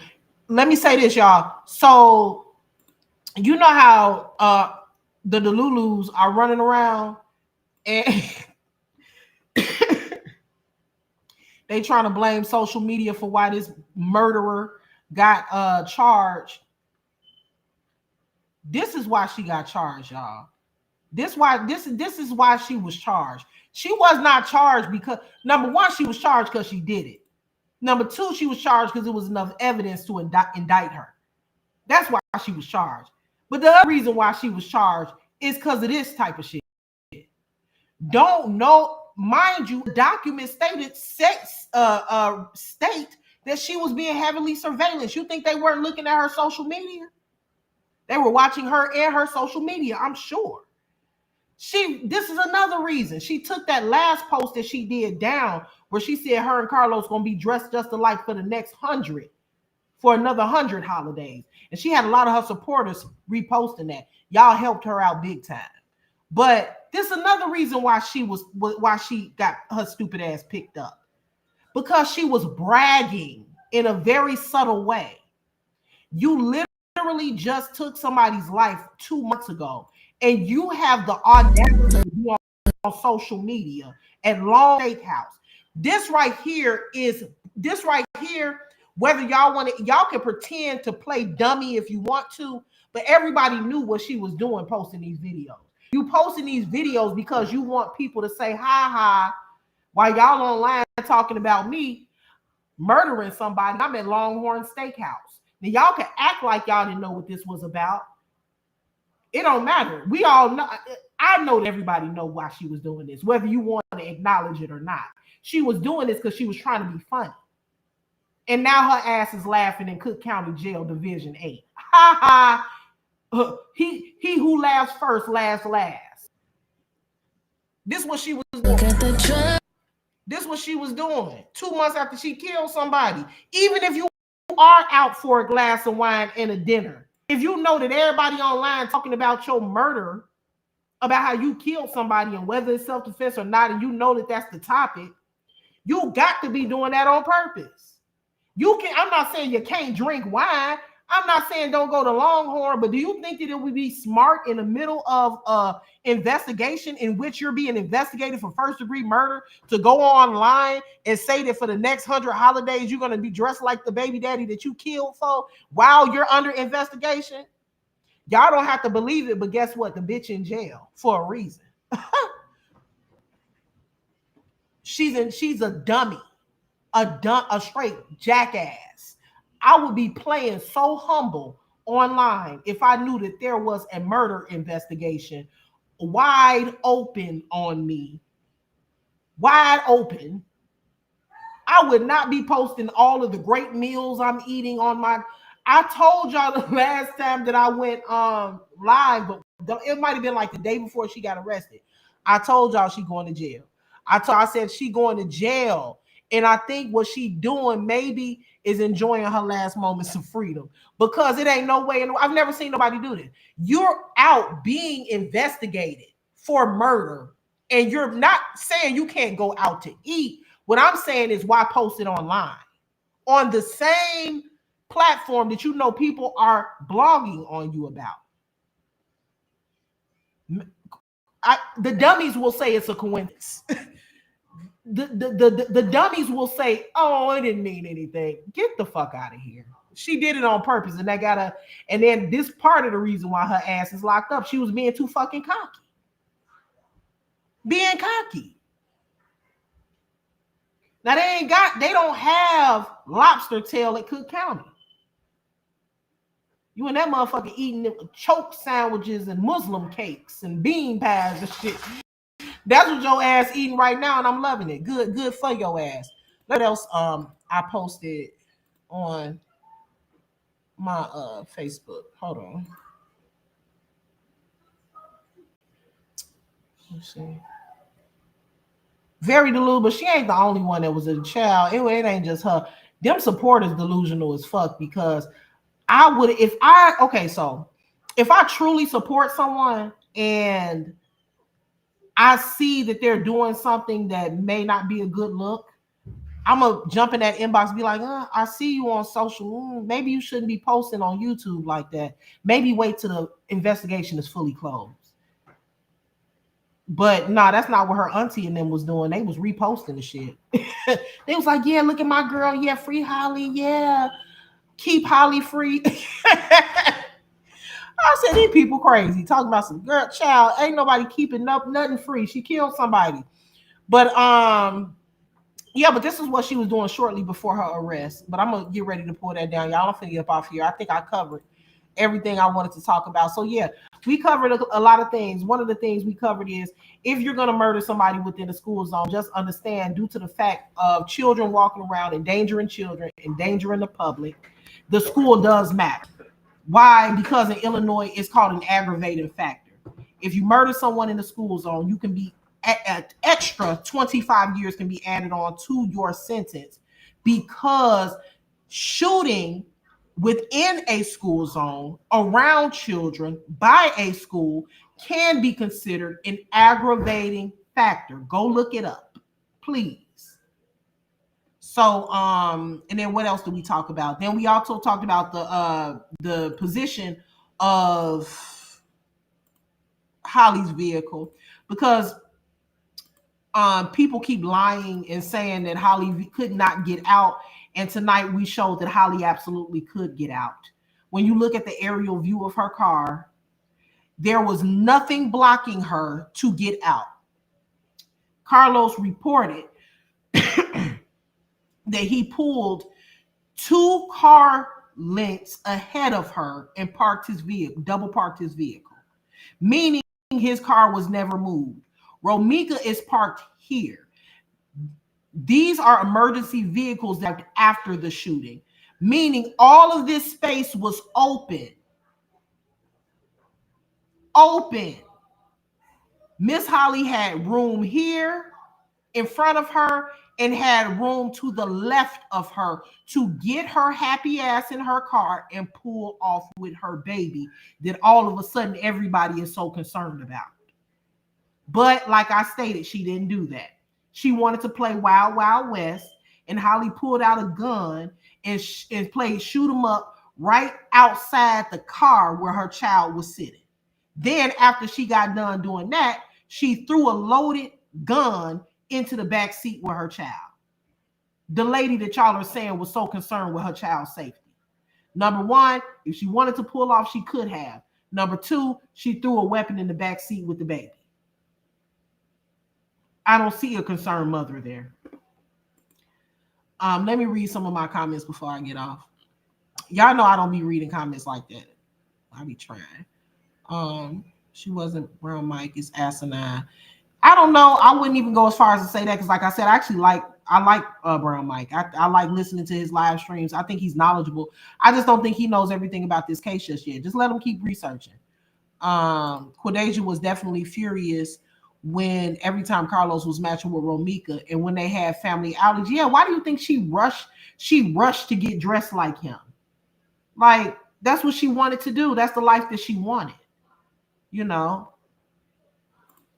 Yeah, and reports that the weapon was jammed. I don't know how true that is, but that's what I heard. I don't know how true it is, though. I haven't seen it on documentation.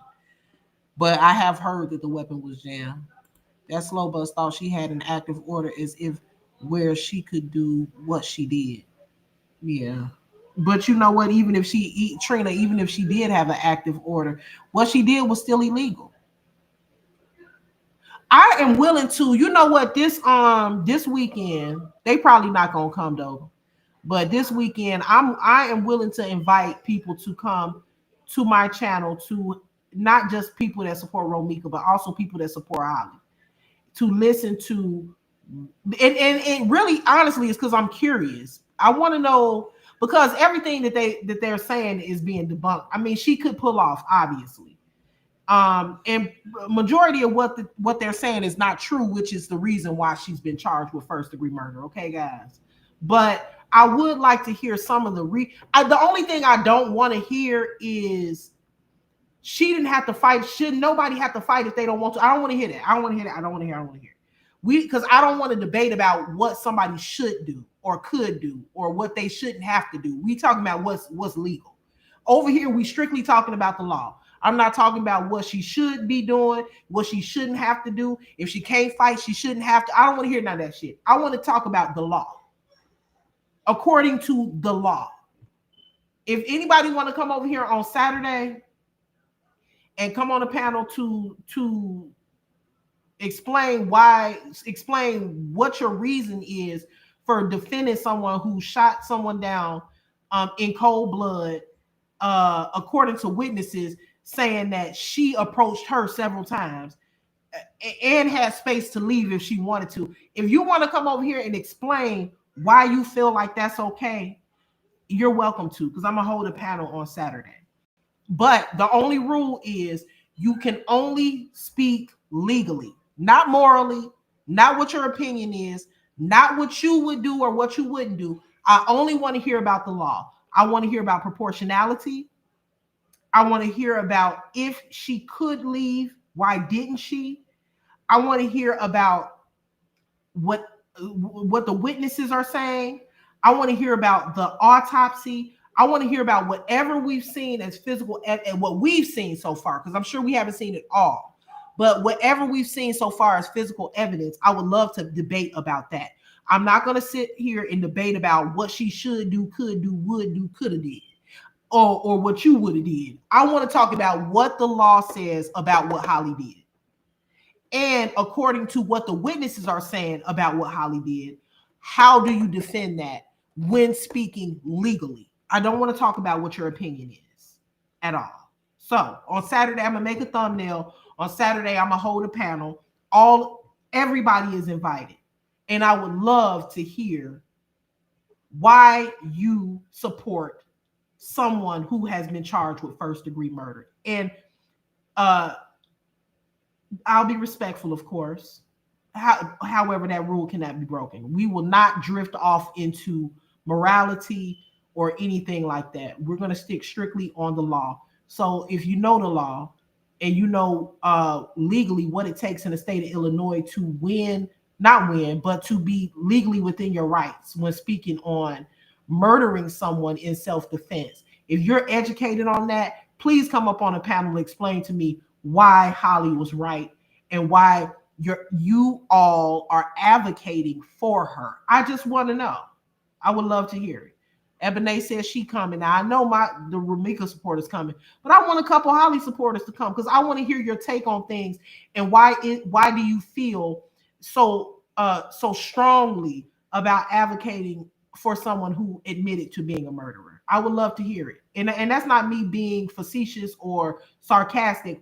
I am genuinely curious. Show me some facts, show me some evidence, show me some laws to where she should be getting away with murder. And I am open to sitting there and listening. Okay, so anyway, I'm getting ready to get off. Thank you all for joining my live stream.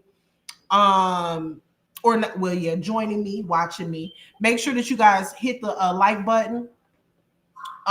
Hit the bell if you haven't. If you're in the chat, even if you're, don't care for me, go ahead and subscribe to my channel because you know that I'm the shit. Otherwise, you wouldn't be in the bushes watching me, right?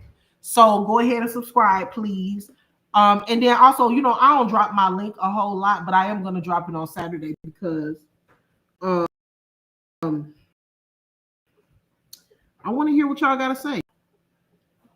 So I will see y'all on Saturday. Be on the lookout for the thumbnail. I'm probably going to post it on my Facebook page and on my community wall. Thank you, Savvy. Thank you, Spec. All right, y'all. I will be talking to y'all. And that's not saying that I won't be live before Saturday. I'll probably be live before Saturday, but Saturday is when I'm going to hold my open panel. All right, y'all. Peace.